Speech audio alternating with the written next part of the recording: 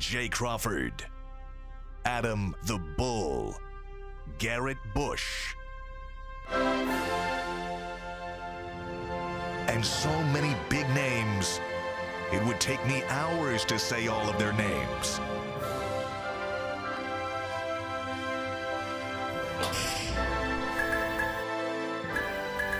The ultimate Cleveland sports show. Booyah! Damn right it's Booyah! Yeah! There we are! Woo. It's a Hawaiian shirt. What is it, Thursday? Thursday. I wish you had told us. Thirsty Thursday. Sorry, I forgot to let you know. Yeah. No memo. We're gonna be doing our, speaking of Thirsty Thursday, we're gonna be doing our fantasy football draft at the Thirsty Parrot in downtown Cleveland. That shirt will fit Don't you right read in. your emails? No, not really. I sent an email yesterday. I got 6 jobs. Did any of you read the email? So Thirsty Parrot, there's going to be snacks and drinks. They expect us there by 2 o'clock next Wednesday. Oh, cool. I'll be back by then. And now the important question is WKYC and or Steve Becker paying for our food? That's a. Hey, I'll have an answer from Steve in about 30 seconds. But, I asked it on the air to kind of put pressure on them to pay for it. Yeah. Well, we can just dip out. I mean, and then they're the ones who are going to look bad. Let's face it. It's like, we thought they were taking care of it. Let's I just don't know leave. what happened. Yep. I thought, they're making the millions of dollars. We're just making silly money We here. just put the playbook on tape now, so we can't. Oh, yeah, I guess that's true. Never mind. Well, all right, guys. Good guest lineup today. Former Buckeye turned politician Anthony Gonzalez, who's dying to not talk politics, I bet. Who is I it? bet he'd love to talk football and not politics. Who so that's isn't what we're these gonna do. days? Yeah. Exactly. So we're going to talk football, Buckeyes, Browns, whatever, with Anthony Gonzalez. Aditi Kinkhabwala joins us as always. I should say as always because she's on different days, so I shouldn't say as always, but she's been on with us a lot, obviously. And a debut on the Ultimate Cleveland Sports Show in addition to Anthony Gonzalez of Booby Gibson. I got a lot of questions to get to Booby. Yeah, I got all I kinds. got a lot. By the way, of them. he's doing a top 5 with us. Before you guys got in, I suggested we do top 5 boobies, but No? I was shot down on that one. FCC. Yeah, we're out of luck. That's not gonna work. Anyway, Mikey McNuggets, what do you got to say today? Anything interesting? We got a big show. We got 3 guests I back just to said back that. to back. Where you been? And I'm excited because we get to talk a little Guardians, a little Cavs, and a little Ohio State and Brown football. So we got it all covered today. Nice. Yeah, Hold on, absolutely. watch this. Now, Yeah. Jason in that side seat over here. He's side seated. He dressed in all black like the Omen. Yeah. Does anybody? Omen. Who knows that? Any ball? Ain't he in the Omen you talking about? Ain't no dressed in all black like the Omen. Oh, that I Does don't know. anybody know any bars here? Earl, you supposed to know this. Come on. I don't know what that means. don't know. I'm not getting the reference. It's little Kim in the Quiet Oh, of Storm. course, it's little. When you say The Kim. Omen, I think about the horror movie from like 40 years ago. That's what I was called The assuming Omen. too. Yeah, I This think is a creepy movie. I think by it's the more way. Steve Jobs, personally. I was going for the Grim Reaper. Okay. Okay, yeah. Going for the Reaper. No one The says man- you can't be all three. The man in black. So you guys got to go today. This is when you're in Yeah. this seat, Yeah. in that seat. Yeah. You know how this it's the cross argument. That's cross how you argument? like get it. All right. Figure out something. Jason's not a big argument guy. No. No, because I'm always right. There's nothing to argue about. I honestly don't recall you raising your voice on the show once. He Because I'm did. right. Once in a while, he Once in a does. while. He Yeah. gets frustrated. He raises his voice. All right, guys. So ESPN recently compiled. Well, they talked to scouts, coaches, executives, whatever, and all these guys voted on their top 10 list of Man, I'm describing this terribly. So they picked a bunch of different quarterback traits: arm strength, leadership, toughness. Oh, I think there were 10 different things. And then they voted a top 10 at each of these categories. Deshaun, I think there were a total of what? There was a 12 total categories? of 12 categories, and Deshaun Watson ranked in the top 10 in half of them. Steve, if we take 7 In on half the of VO them. list, Now you can see where he ranked. There are some quarterbacks. Okay, there you go. Arm strength, he's 10th. Accuracy, 10th. Field vision, 10th. Scrambling, 8th. Design runs, 8th. Second reaction, 8th. Now, a couple of things here. First of all, he didn't play last year. We know he's not going to play for at least 11 games this year. I think that certainly factored into him being lower in some of these things that he would have probably, if you did this list going into last year, he would have been higher on some of these things. There are some quarterbacks that were in, I don't know if they were in all 12, but many. I looked at the list. Aaron Rodgers was in probably 10 of these lists. Same with Joe Burrow. Same with Justin Herbert. A couple other guys. Not many. Some guys were not in any. Baker Mayfield was not in any of the top 10s. Of course, you look for that one. I, Of course, you was. Let me see. Of course. Sort. I think filter. I think Baker did make He other. received votes in 4 categories, He received votes in 4 categories, but didn't make the top 10 in any. Well, good for including him. toughness, by the way. By the way, toughness is such a stupid one. How many quarterbacks are not tough? Can you be a starting quarterback in the league outside of Carson Wentz? Is there any quarterback that's not tough? I really am trying to think of one. I'm having a hard time right now. Who hates contact? Sam Bradford. Sam Bradford's not in the league. It was kind of soft. But are we talking about like tough, like they just go down, like they get injured all the time, or are we talking tough, like scared of getting hit, so they slide right away? Blaine Gabbert. Josh Rosen. I mean, Yeah. Rosen got a little. He a little skitty. I mean, Can I tease something for tomorrow? real 2 quick? of the 4 guys you named don't play in the league anymore. Let me Yeah. tease one thing for y'all. Yeah. Tomorrow, Yeah. the Josh Rosen game. This is not true or false. This is a statistical dive that our production group came up with that you guys are going to love. We just got to hope that whatever Josina Anderson tweeted yesterday Yeah. is that was directed to our game. She was teasing our game. Thanks for us, What? By the Josina. way, Can we you guys see mention? that Can we tweet? show that or mention it? Can we Yeah, I we didn't got see it on none- tag board, Steve. You can I punch didn't it see up none right of now. that. I don't know what. Like, I love Josina, but keep an eye on how things are going with quarterback Josh Rosen in Cleveland. What involving Josh Rosen could matter at all? They're going poorly. That's what like things are going poorly. Right. She put that as if like some breaking news is coming. Exactly. Like, I We're don't gonna find understand. something out. If that's a red herring, I don't. That's not like she's like, look over there. I don't understand what you could possibly be getting. I think even if Josh Rosen read that, he's like, what could this possibly be? I mean, even if I'm getting cut, that happens all the time. Right. It's not worth this. They've already told me don't get comfortable. Right. I don't have a haul this locker. out. I got all my stuff in the trunk of my car. I know I'm not staying here. Still living in the Days Inn in Lakewood. Exactly. I actually just Googled how far away the practice facility is from here. So it's not going to be great. So, yeah, I don't know what that was. But getting back to this, I mean, bring up the Watson rankings, guys. Are you surprised he's not higher on some of these lists? I mean, Do you not care? No, I don't even think it has to really to do with Watson per se not playing last year. I just think it's a bunch of quarterbacks. Like I can think of 10 quarterbacks that might have a stronger arm than him.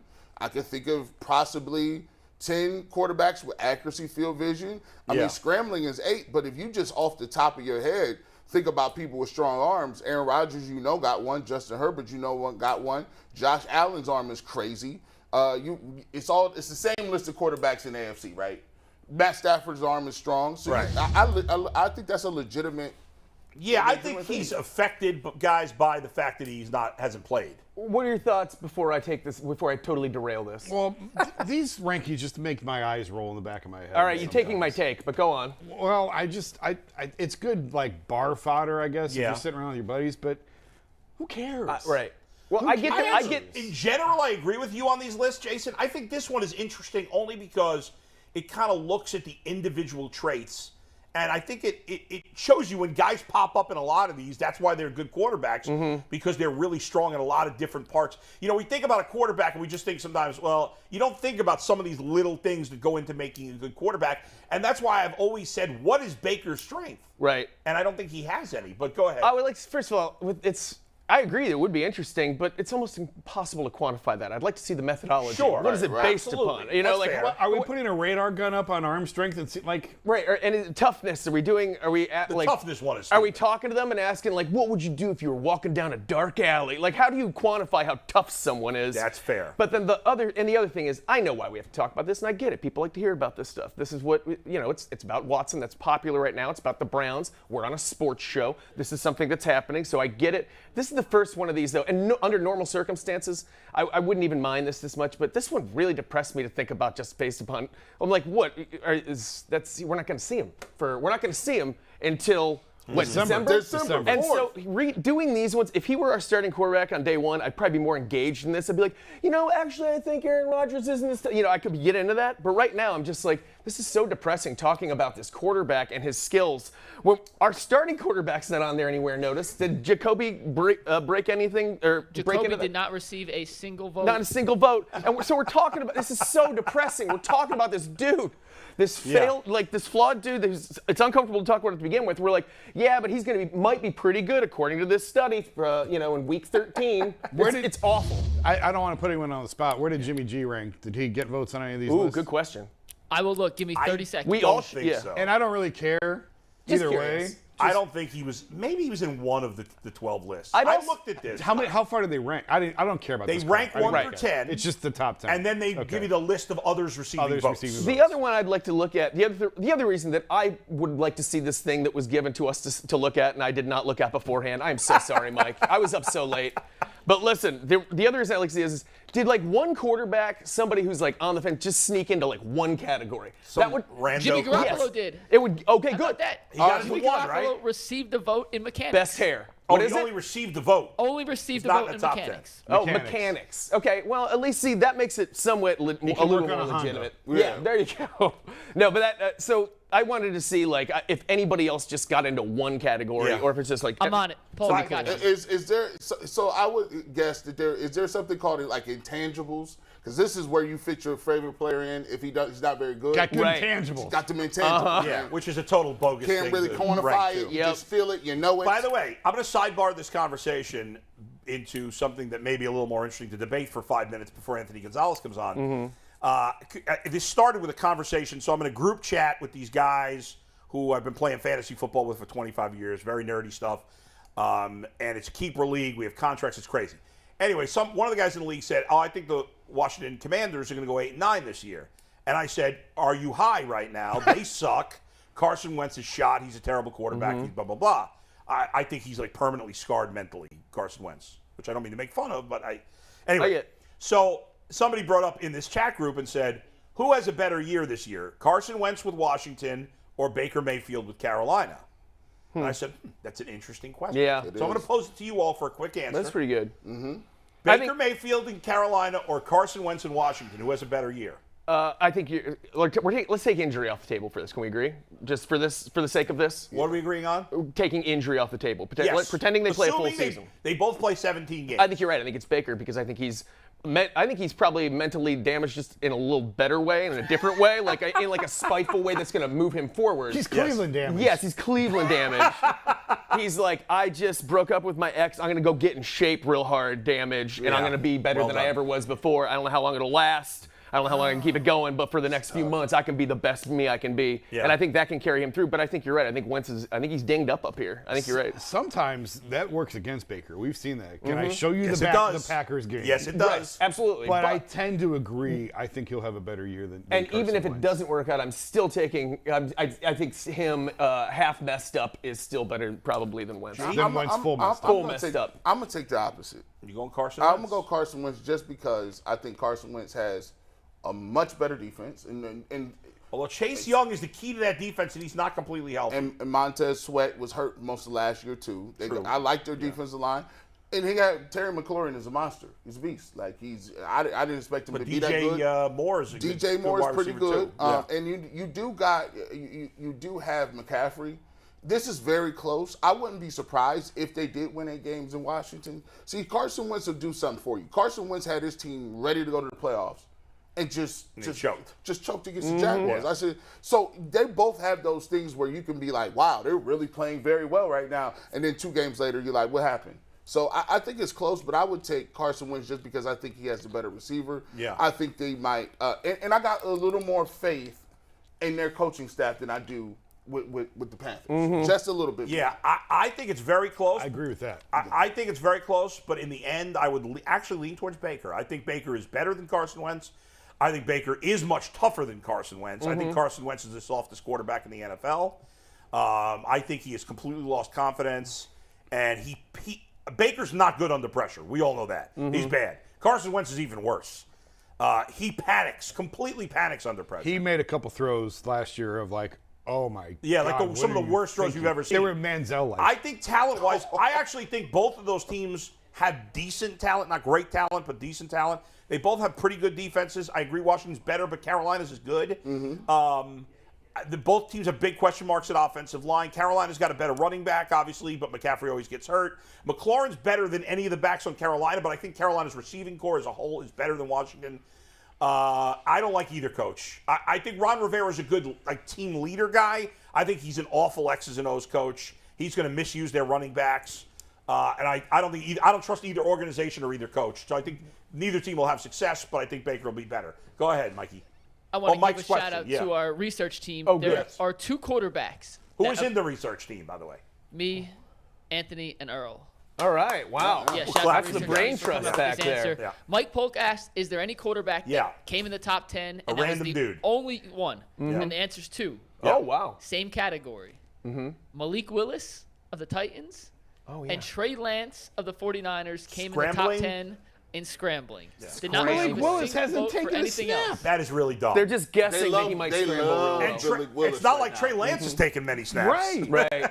Yeah. And guys, this was a great conversation. But Yeah. without further ado, we have our first ever U.S. Anthony Congressman Gonzalez. joining the show here. It's Anthony Gonzalez. Hey. But for the There sake he of, is. for the sake of Anthony and for the sake of all of us too, we are not talking politics. We're talking football with Anthony Gonzalez. I'm sure you're happy about. Nobody wants to talk politics, right? We want to talk football. I certainly don't. So. But I'm very happy with this. That there's no good to that side. Okay, Andy, great to see you. Thank you for joining us. We really appreciate it. Obviously you played. You had a great career, both in college and pro. When this time of the year comes around, and camp is going, and preseason games are starting, the regular season's right around the corner. The regular season starts 2 weeks from today. Do you start getting that feeling still in your tummy, like it's time to go play football, or is that gone now? I don't think that ever leaves, honestly. It's so funny you say that. Like, it happens at the same time every year. My sleep changes. My attitude changes a little. I start to get excited. I like call myself down. Like, you're not going to camp, buddy. Like, your time is done. But I still get super jazzed up and excited and just totally enthused about football season, pro, college, high school. It's my favorite time of year. There's no better time in Ohio than the fall. You know, Anthony, you played at St. Ignatius, but I don't know if people noticed, you had a brother that played at St. Ignatius. So I went to Camp McKinley, and we played against your brother Joe, and he was like the fastest dude I've seen. It was scary fast. Like, he would glide, and it didn't look like he was moving fast, but he was running past all our secondary who happened to be on the track team. Let me ask you this question. Who is actually faster in their heyday, you or your brother? Do you have any sibling rivalry with speed? Because you were pretty fast yourself, right?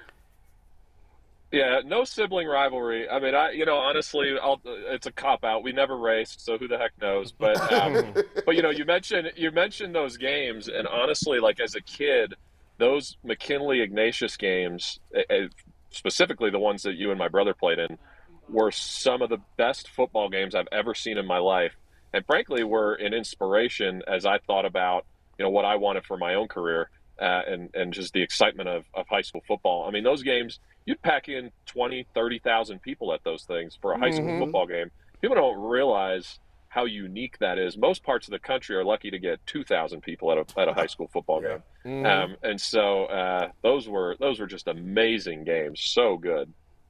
We had Coach Kyle in here recently, and at least I had never met him in person before. What a great interview that was. Oh, yeah. It was so much fun. He was awesome. And it's his memory, after all these years and all these games he's coached, of not only the players that played for him, but the players that have played against him, is mind-blowing. And after meeting him, it's no surprise how great a coach he is. What are your memories of Coach? Oh, I love Coach Kyle. I mean, it was such a joy and privilege to get to play for him. I still talk to him, not as often as I'd like, certainly, but still see him and catch up with him, and frankly, just appreciate his wisdom. He's such a funny guy. The one thing, everybody knows him as this great football coach, and he absolutely is. But he was a great track coach. He's a hilarious teacher. He's got all the enthusiasm in the world. And I told him this, and I believe it. People like that, their impact it's almost immortal, because the lessons that I'm going to teach my kids, and that I hope my kids pass on to their own children, those are lessons you learn from people like Coach Kyle and Jim Tressel and Tony Dungy, are all people I've been fortunate enough to play for. But when you're that type of person who's sort of an institution unto himself, your impact far outlives you. And permeates so much of the people that you've come in contact with. So I am blessed beyond words to have spent some of my formative years with Coach Kyle. Now, Anthony, I'm more familiar with you, I think, than everybody else up here. I don't know if you remember, I covered you at Ohio State. I was an Ohio State beat writer for the Lorain Morning Journal. I was at your house. Don't be thirsty. talked to your Don't be parents. thirsty with the Congressman. That's embarrassing. No, but I was thinking about this driving in, fellow Avon Laker. I was thinking about this driving in. Weren't you a big Michigan fan growing up? And wasn't your dad like really, was he in Les Miles' wedding, or they were good friends, or there was something there? I was trying to remember this morning coming into the studio what the story was behind that. Yeah, still best friends. Les, growing up, Les was like an uncle to me more than a friend of my dad's. And to your point, my dad played at Michigan. He played for Bo. Les was his roommate. They're still best friends. Les's parents both worked for my dad when he started his steel company. And so, I grew up a huge Michigan fan. Two things sort of got in the way of that. One was, Jim Tressel came to Ohio State, and he's just an amazing person, and I read all with him. Second was I went up to Ann Arbor for one of these junior days. I went with my mom, and they completely ignored me. I mean, just completely ignored me, and they thought I was a kicker, actually. So God bless kickers, but I'm no kicker. So they said something like, you're on the kicking and punting. I said, well, I return kicks and punts. They go, really, a kicker and a punter, and you return? I said, well, no, I'm a receiver and a DB.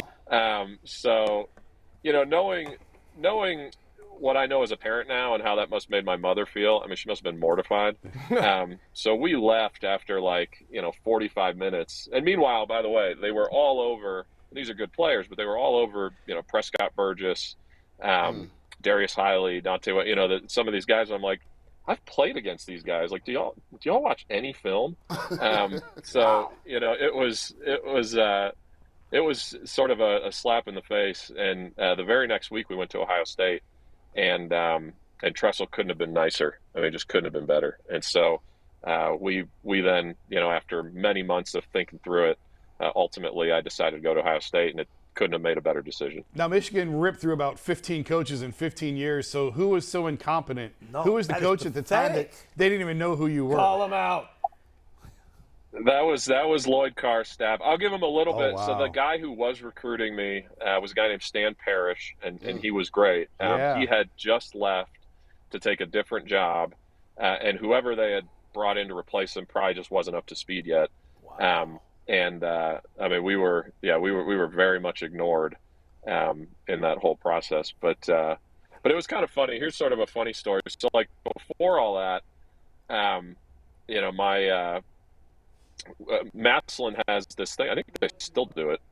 It's like a touchdown club event where the MVP for each visiting team gets invited to a breakfast or a dinner. It's right after the season. Coach Tressel, invites teams. And my dad, hey, look, if he says anything, he, wants to offer scholarship, just tell him thanks, but no thanks.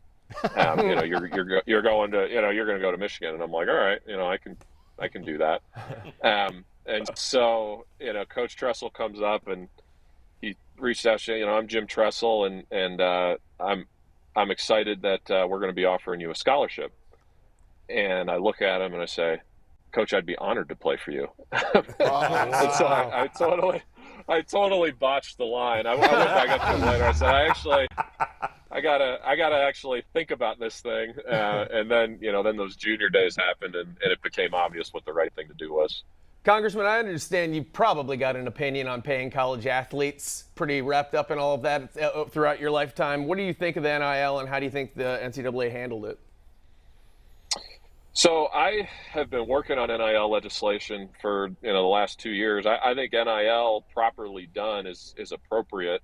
It's never made sense to me why college athletes can't capitalize on their name, image, and likeness. I mean, everybody else in this country, even members of Congress can write books and do all kinds of things. It strikes me that forbidding college athletes from NIL doesn't make sense. Having said that, the way that it's been implemented and the way that it's been rolled out, I don't believe is going particularly well. I think these collectives are sort of goofy and really polluting the system, where you've got sort of groups of boosters around the country banding together and becoming like de facto GMs for these schools. I just think that makes no sense at all. So, having some clearer guardrails around what's appropriate and what isn't in the terms of recruiting and inducements to transfer, I think would be appropriate. But NIL as just like a general concept, I've been for that since I was at Ohio State. I'm for it today. I can't think of a rational reason why we would prevent an 18-year-old kid who, we all know most of these kids don't come from healthy families. To prevent them from capitalizing on that has never made any sense to me. It still doesn't. It kind of feels like the Wild Wild West right now, though. That's how I've kind of compared it. Absolutely. It's kind of nuts right now. Yeah, no, the implementation has been bad. There's no doubt about that. I mean, I look at what's going on and I see how it's evolved, and it's just like, I think if the NCAA had gotten in front of this and not been essentially forced into it by California and some other states adopting these laws, I think it would be conducted a lot more thoughtfully. And frankly, I'm Congress trying to figure out a way to, nothing will pass by the time I leave. I'm leaving at the end of the year, but to hopefully see Congress or somebody step up and say, hey, look, we need here and just to system, because to your point, in Wild West, it's actually part of the problem with that is it hurts the athletes because, there's no transparency with respect to what are these deals, what cut does an agent get, how are the terms, what are the payments, so you hear these, so-and-so signed an $8 million deal. That might be complete garbage. It might be 50% going to an agent and it's filled with a whole bunch of incentives where, $8 million all of a sudden looks like, 10 grand or something like that.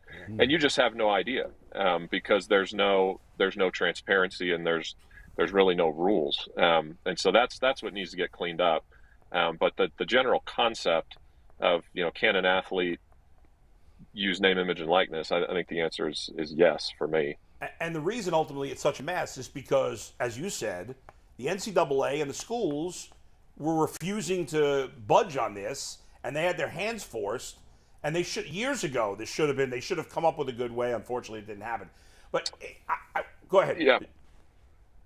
Yeah. No. I mean, look, it wasn't until California passed their law and a couple other states, and then the Supreme Court ruled against them about a year ago now, where they basically said, all right, we're done. We're sort of open the floodgates. We're tapping out. We're tired of getting sued here. Yeah. And that's why I think we're in the position that we are. So, there's a lot of change has happened in the last couple of years, and I think a lot of change is coming. And the hope is that you can do it in a way that protects the system, because the college sports system is unbelievable, and not just football, right? Like my wife was a college swimmer, and I always talk about NIL in these contexts too. My wife was a college swimmer at Stanford University, which is a great university, one of the most expensive places in the world to live. Mm-hmm. Most of those athletes not on full scholarship. She couldn't even teach swim lessons. So what are you going to do? Ridiculous. You can't teach swim lessons. So that you're going to be ineligible if you teach a $20 an hour swim class, so that you don't have to take out a bunch of debt. Yeah. And so that never made sense. So I think you say, okay, let's rationalize these rules and get in front of this. But when you wait for Congress or the court to come in and solve your problem, they're probably not going to solve it in a way that you're particularly happy about. And I think that's what's happened. Something you were not particularly happy about was the Buckeyes losing a rare loss in recent years to Michigan last year. What was your reaction, and what do you expect the Buckeyes to do to that team up north this year?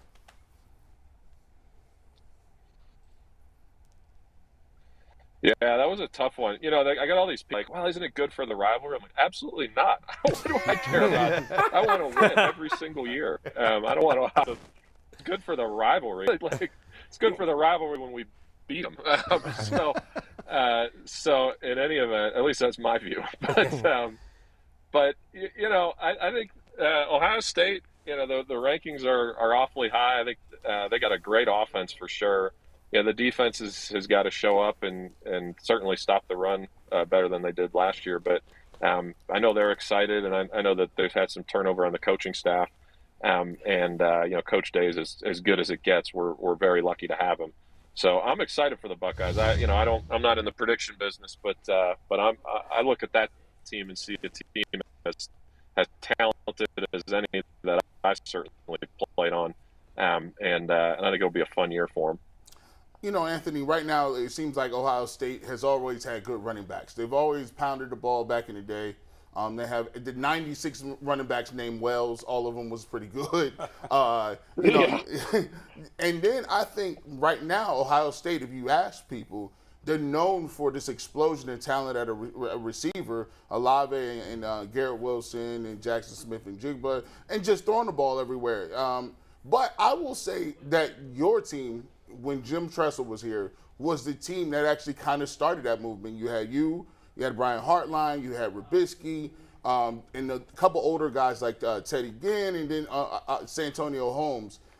Do you think that Coach Tressel kind of started this thing because he started doing more innovative things? He started going 5 wide, more receivers on the field back in 06, 07. Yeah, that was definitely true. But even before that, you had Mike Jenkins, who was there when I got there as a freshman. He was a first-round pick. And when I would look at historic Ohio State teams, I would think about Terry Glenn and David Boston and Kenyon Rambo. Ohio State's always had some great wide receivers.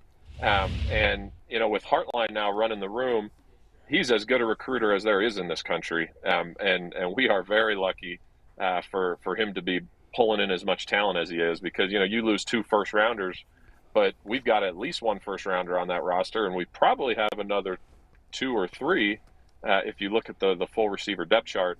And so the beat goes on and the tradition thrives, and that's going to be great for Ohio State. And it's, as a former receiver, I love the offense running the ball, but I like seeing them throw it. And I'm excited for them. And one guy in particular who, just on a personal level, Marvin Harrison Jr., I played with his father. Yeah.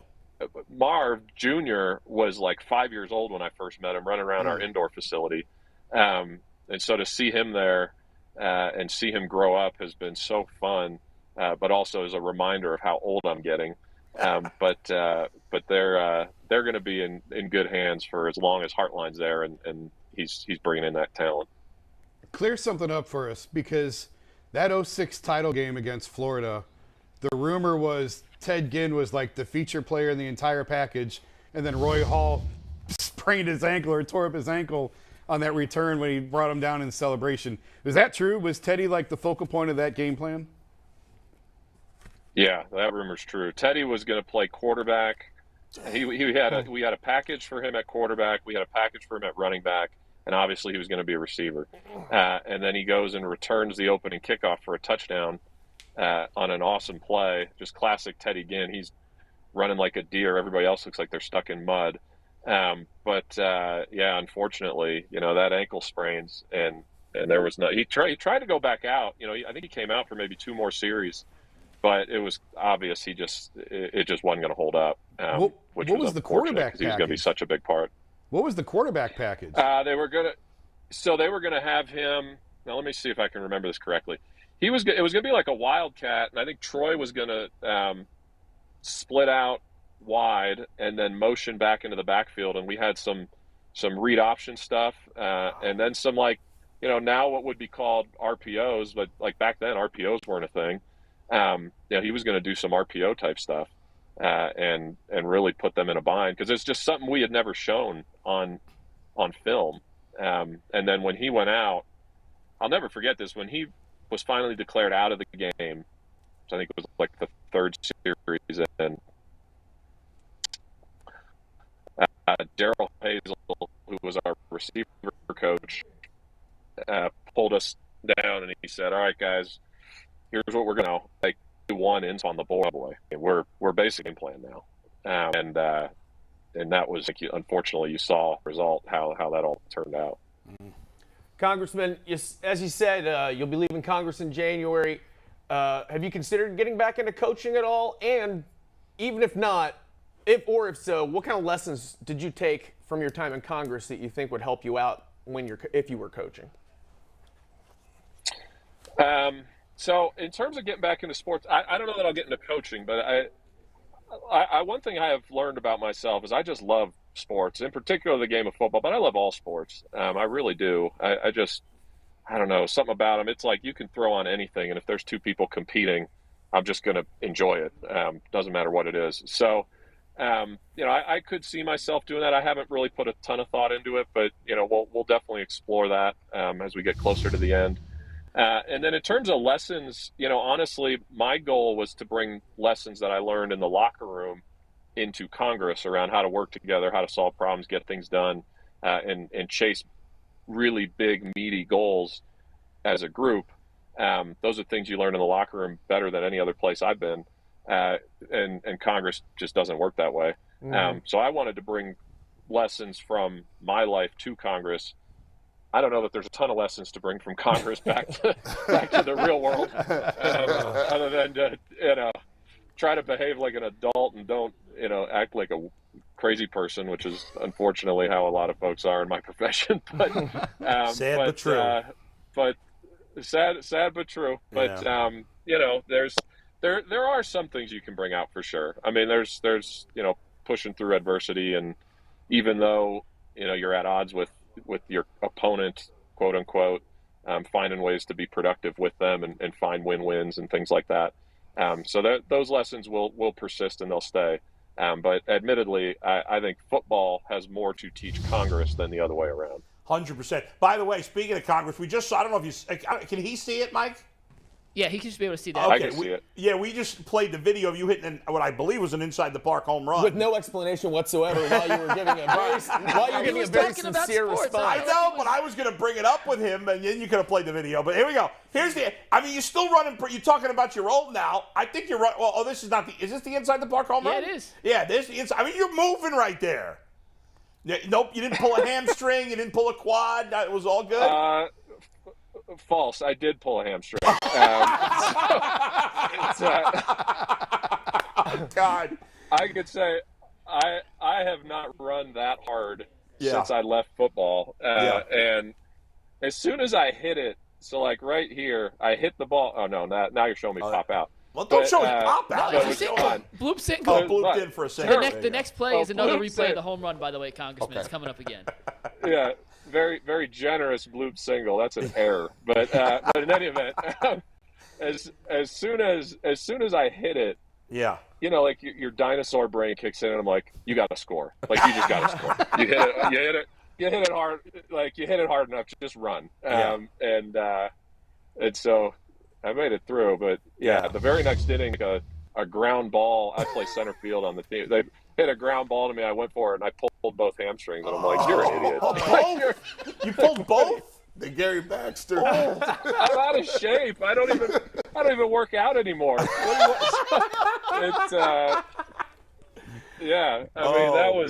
was fun though. I'll tell you what, it was fun. But it looks like you have some baseball experience because you were loading up right when you swing and you ran the bases like you knew what you were doing there. I mean, how much baseball experience did you have as a kid?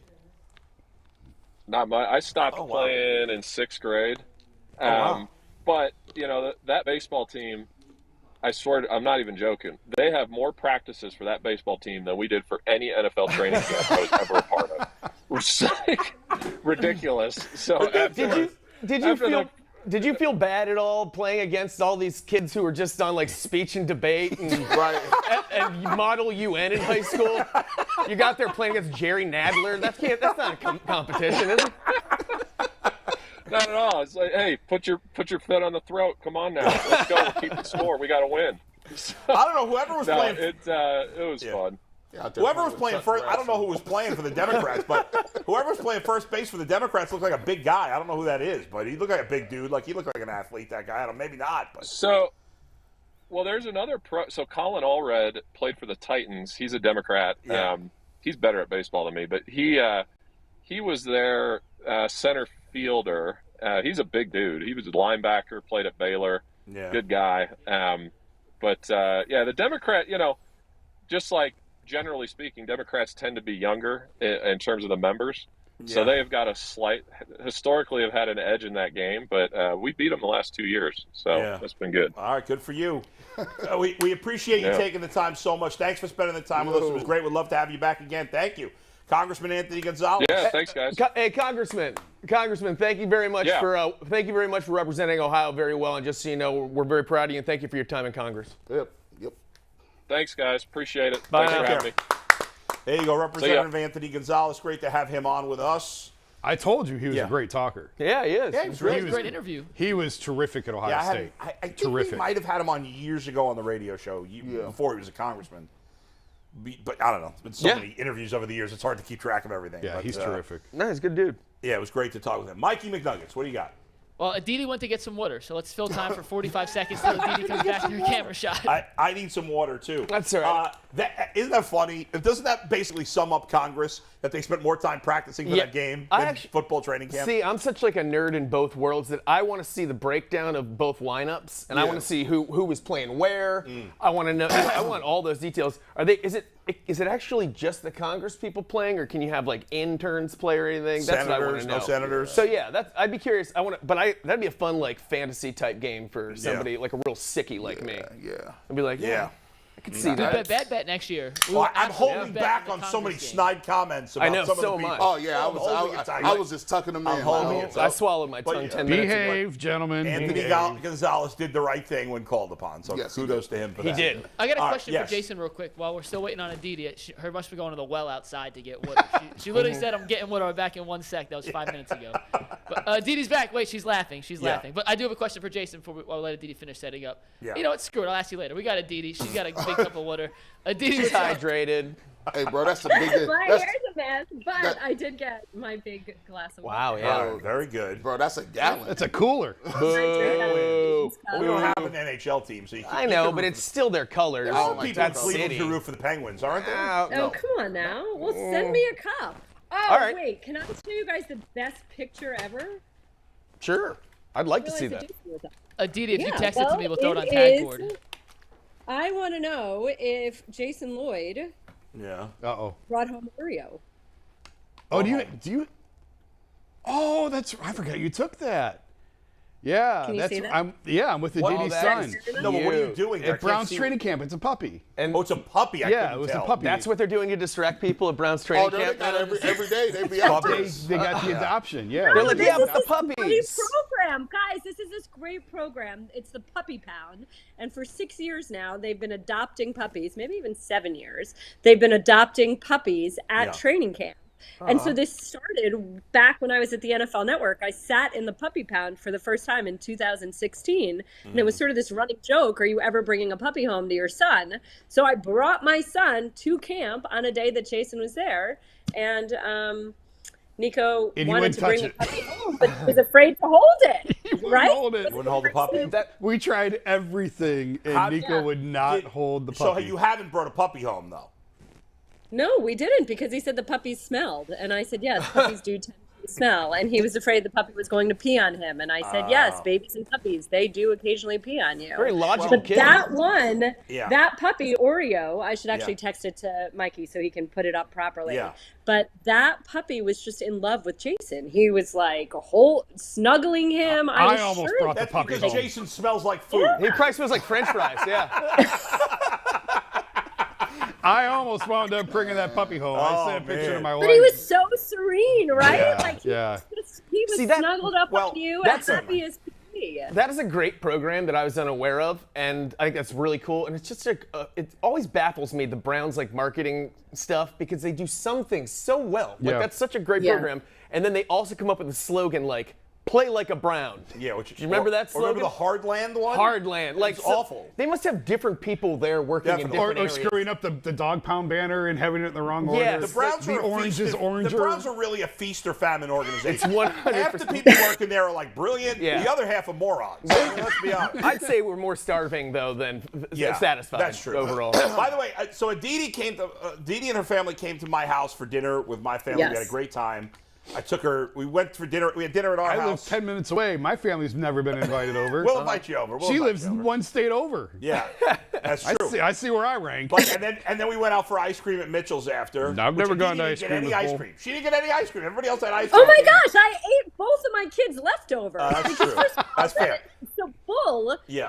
gets a cone that's like as big as my head. Yeah. No, it's probably Shocking, right? Yeah, they call that and the then bowl. it's like all this ice cream in it. And Bull's son, by the way, Aaron, who is just like the nicest little young boy and young man. And he gave my son football cards that Nico is now obsessed with. And unfortunately, Adam, like, I don't spend enough money. Now I have to spend more money on football cards because Aaron introduced him to them. But anyway, Bull gets this massive ice cream cone.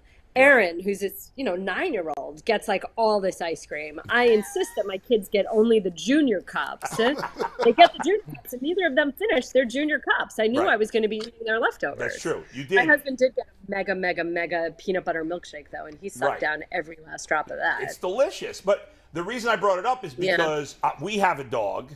I can't remember, did your son interacted with the dog a little? Actually, you and your daughter were sitting with my wife in the den, and my dog kind of snuggled up with you guys a little bit. Yeah, my daughter was actually much better at petting your dog and really excited to be. Nico likes the idea of a dog. Yes. But I think that, like, the actual reality of the dog, and it was crazy because in the puppy pound, Jason could tell you this, he kept saying, can we adopt this puppy? Can we take this puppy home? Can we take this puppy home? I'm like, we're not taking a puppy home if you won't even hold it. Right. In the car on the way home.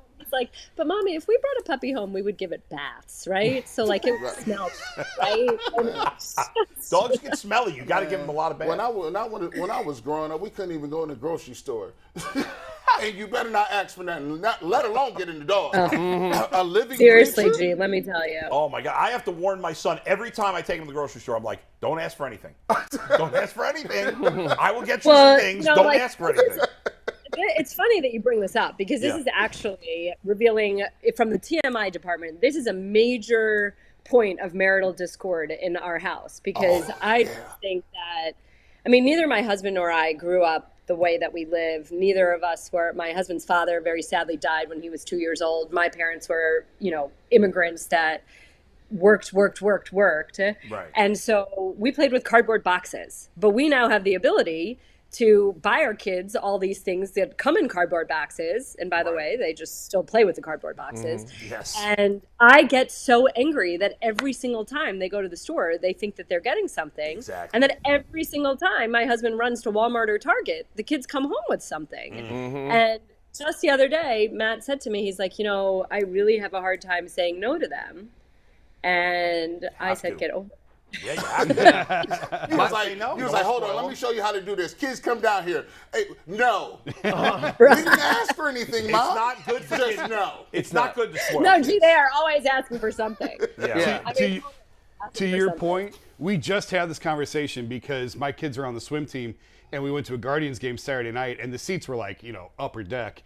And we're talking about we're going to the game, and they're like, oh, are we sitting behind the plate like we usually do? It's like, no. They said, oh, are we in that suite? Because they sat in like the Matt Colleague suites, the really nice suites at one of the games. Are we sitting in the suites? I'm like, no. You're sitting where I sat when I was a kid. You're going to the upper deck, and you're going to like it. It's like they live so much differently than what we did. Like just getting a one game a year was such a huge deal. Right. My kid stays in these like 5-star resorts. I was at a Days Inn or a Motel 6. Motel 6 even exist anymore? A Howard Johnson. Days Inn and Econo Lodge were my favorite hotels as a kid. That's where we stayed on vacation. Days Inn and Econo Lodge. I went to one vacation in 15 years as a kid. One. It's unbelievable. But you know what? Like this does bring it back. I think that perspective, it's funny. I'll give you a football story. So Callie Brownson, as you know, the Browns assistant wide receivers coach and Kevin Stefanski's chief of staff, was just the head coach of the women's national team at the International American Football Federation, whatever the whole name of that is. But she won a gold medal twice overseas as a player. She's the first female head coach. She coached this team to a gold medal, and she came home like a week and a half ago. And we were talking about it, and I said, okay, so what was like the biggest takeaway from the experience? How are you a different coach now, having done that? And she said the biggest difference was that in the NFL, you just get so used to having things handed to you, taking things for granted. And these women literally paid $3,500 each just to have the ability to compete in this world championship. Yeah. And she said it just reminds you, like people who love the game so much that they'll sacrifice the opportunity to play. Yeah. And you come back and everything's sort of handed to you, and you are enabled to believe that, anything can be given to you and whatever, it's your birthright. She said it just changes perspective. And so I said to my husband, actually, I need to start getting Nico back to like a soup kitchen or volunteering at a homeless shelter so he sees the kids that don't have every single Lego that was ever made on the planet. And that's what will, I think, ultimately bring it back. It's not just saying no, it's actually recognizing how fortunate you really are and that there are people that would love to switch places with you. Aditi, there was a question that I wanted to ask you on Tuesday that we didn't have time for, and I was wondering about. When you were on the sidelines, I imagine you have to be able to get a vibe for what is going on with the players and how they're feeling and whatnot. I mean, with all the Deshaun situation going on, the uncertainty at quarterback, there's just a kind of a weird pall on the team. I want to know if that's coming through on the sidelines, and if they seem friendly, or they seem chipper, they seem upbeat, or is there sort of like some uncertainty down there? It's so weird to say this, but there truly isn't. And in fact, I made that point a week ago that Kevin Stefanski loves to say, control what you can control. And Kevin Stefanski is as level as can be. Every day is basically the same. And let me tell you, Jacoby Brissett is the same. And I very specifically asked, was he any different last week when he finally kind of got the team and took the majority of the first team reps, and everybody knew that he's the starter for at least 11 weeks. And Kevin Stefanski said, no, he's the same. I asked Jacoby Brissett about it. He said, I have to be the same. Like, I've been in so many situations. And I really think that this team knew it was coming and has really just bought into that mentality. And I'll tell you, I was there all week. I was there the day the settlement came in. I was there the day after. I was there for the joint practices with the Eagles. I look like Tag. Well, I think Aditi froze. I don't think, like, you talk about a pall over the team. I don't think the team internally really feels that way. Truly. That's really something. The quarterback's the leader of the team. Do you see them rallying behind Jacoby Brissett? I mean, I do, and I think that it's really. I think in this situation, credit also goes to Deshaun in the sense that the two of them have been very. Sure, Deshaun is the one that took everybody to the Bahamas, right? Yes, he is going to be the starting quarterback for the foreseeable future whenever it is that he's back. But something as simple as when the two of them are on the sideline and a defensive player has a great play, they go over together to high five the player. And I was watching Deshaun very carefully. He's very careful not to step in front of Jacoby Brissett. Like, they were always in line with each other when they're congratulating people coming off the field. I think one time I saw Deshaun get to somebody first was Josh Dobbs after that crazy touchdown when his shirt was ripped this past week. And just, everybody was laughing. It was sort of that moment. But otherwise, I think that I don't want to say Deshaun is deferring, but I think that they are kind of trying to be co-leaders because that's what is called for at this moment. And Deshaun knows he's not going to be around the team starting August 30th for a good 2 months or a month and a half, whatever the math works out to be. Yeah. Aditi, at least in the building, you know? Right.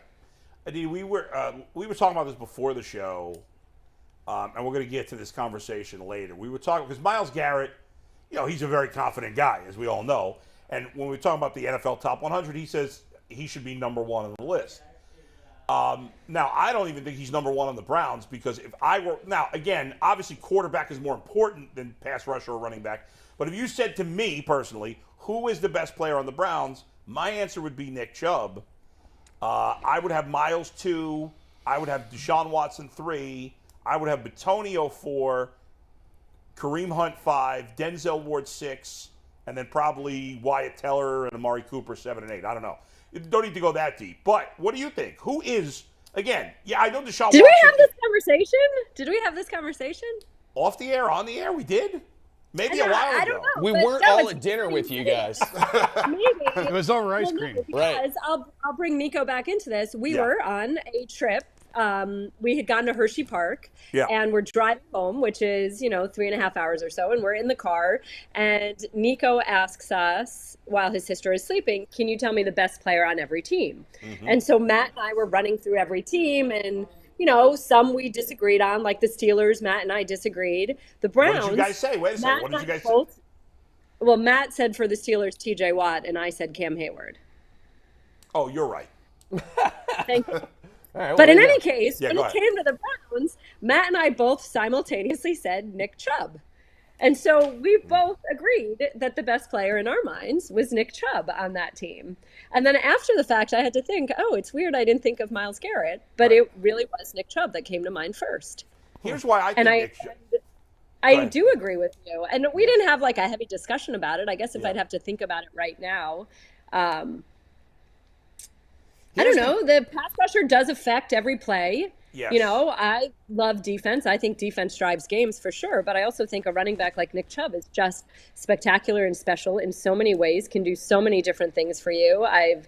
It's very, very hard to see him contained, much less held down or stopped. I mean, I think that the toughest sledding I've seen him go through the last however many years was that game against the Steelers last year, that 15-10 game, where the Steelers absolutely sold out to stop the run, and Chubb was coming off injury anyway. Other than that, it's just he's so heady, he's so good, he's so hard to stop. It's almost like the only time he's beatable is when he's not on the field. You've heard me scream how many times last year when there's 2 minutes left in the half or the game, just put more put Nick Chubb in. I don't care if the 2-minute offense is the Kareem Hunt offense. I don't disagree with you. I don't. I might quibble with you as you get further down the list a little bit. I don't know that I'm putting Kareem Hunt ahead of Denzel Ward. I don't know that I'm doing that. Somebody else. I just think statistically, Kareem Hunt is not as productive in Cleveland because he's the number 2 running back. But the thing with me, ultimately, that separates, because I think Myles Garrett and Nick Chubb are both elite at their jobs. They're both in that elite class. Yes. The difference is, I think and obviously there's more stats for a running back than there is for a pass rusher, but I believe that Nick Chubb is more, even the greatest player, even Tom Brady, doesn't play at an elite level every single game. So there are some games where even the best player ever doesn't play great. I think Nick Chubb is more consistently elite than Myles Garrett is. That's why I have him ahead.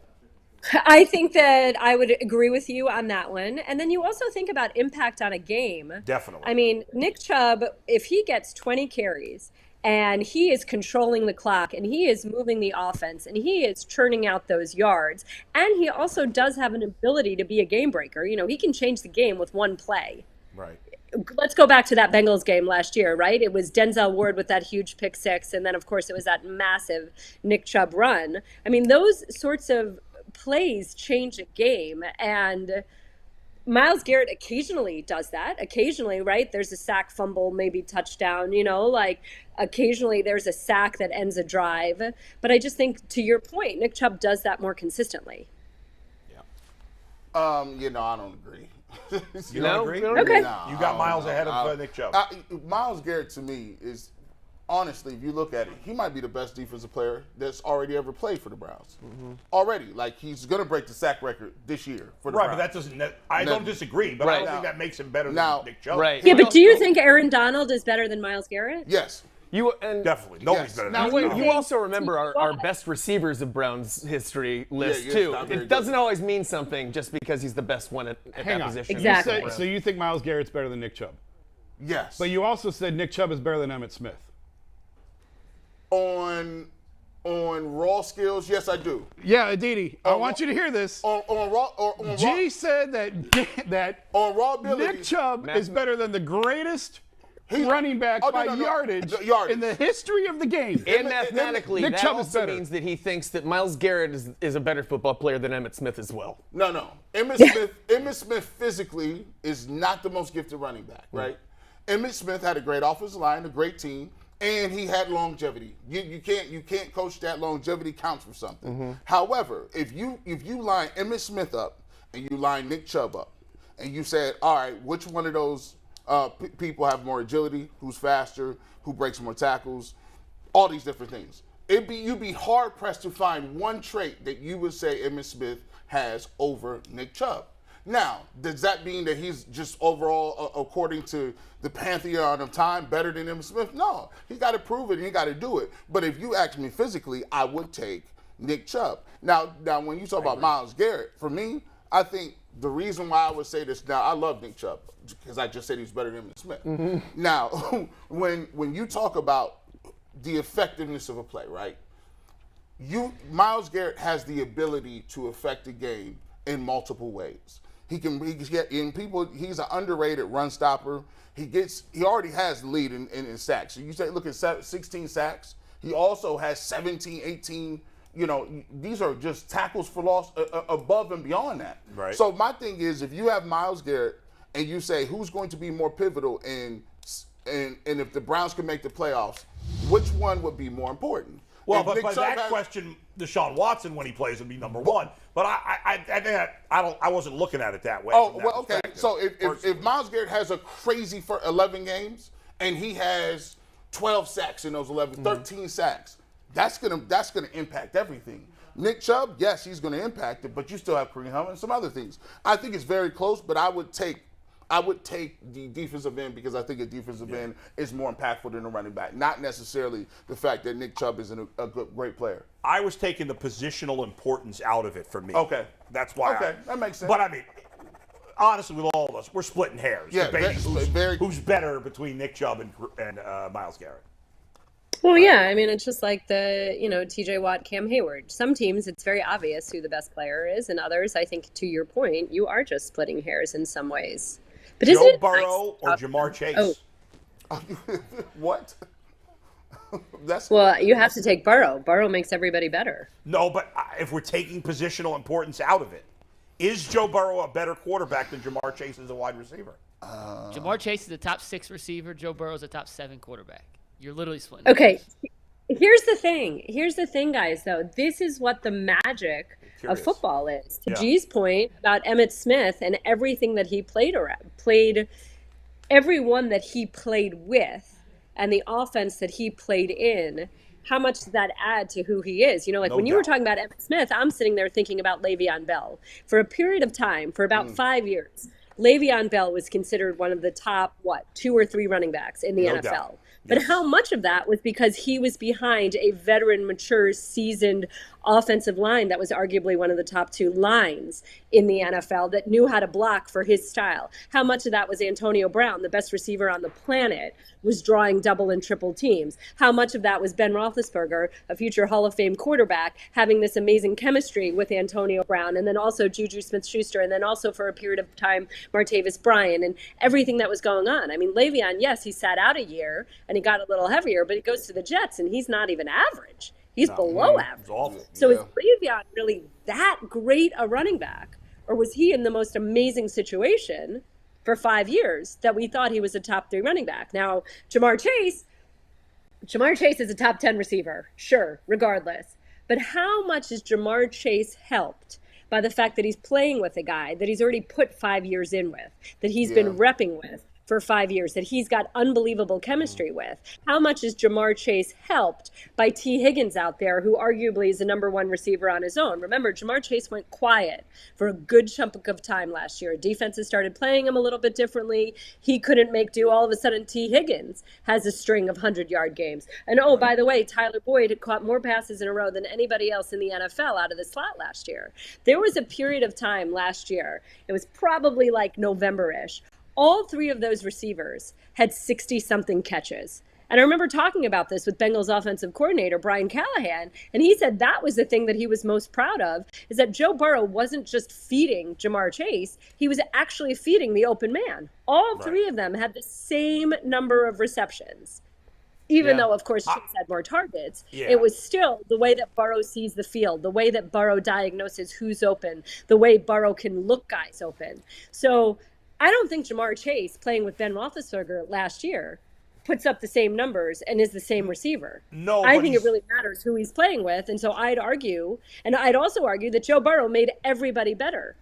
I do agree, but Joe, if they had drafted Penei Sewell instead of Jamar Chase, I don't think the Bengals offense would have been as good either.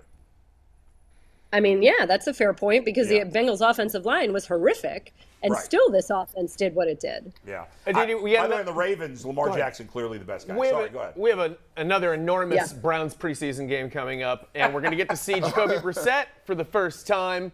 Any predictions as far as what we might see from him, and what are you going to be looking for out of him in particular? Well, I think that they'll do their best to keep him safe, right? I think that him being out there is more about the game operation, about having the headset helmet on having the plays sent in, on managing the huddle. We know that the Bears are playing their starters for a full half and that they'll be going full go.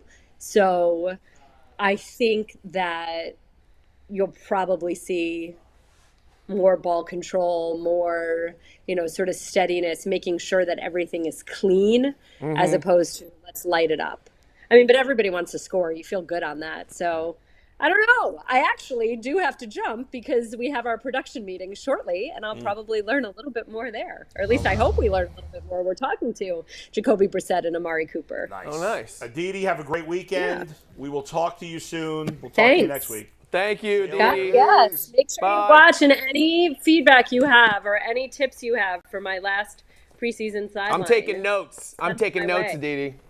All right, well, send them to me in real time so I can fix it. Just like the Surface tablet. I want to fix it for the next drive. All over it. All right. I did text Aditi one note, and she never got back to me during the first game, though, so be careful. She just threw that out right now. Yeah, she wasn't talking about the first game. I can't remember. I vaguely remember what it was. Remind me, what was it?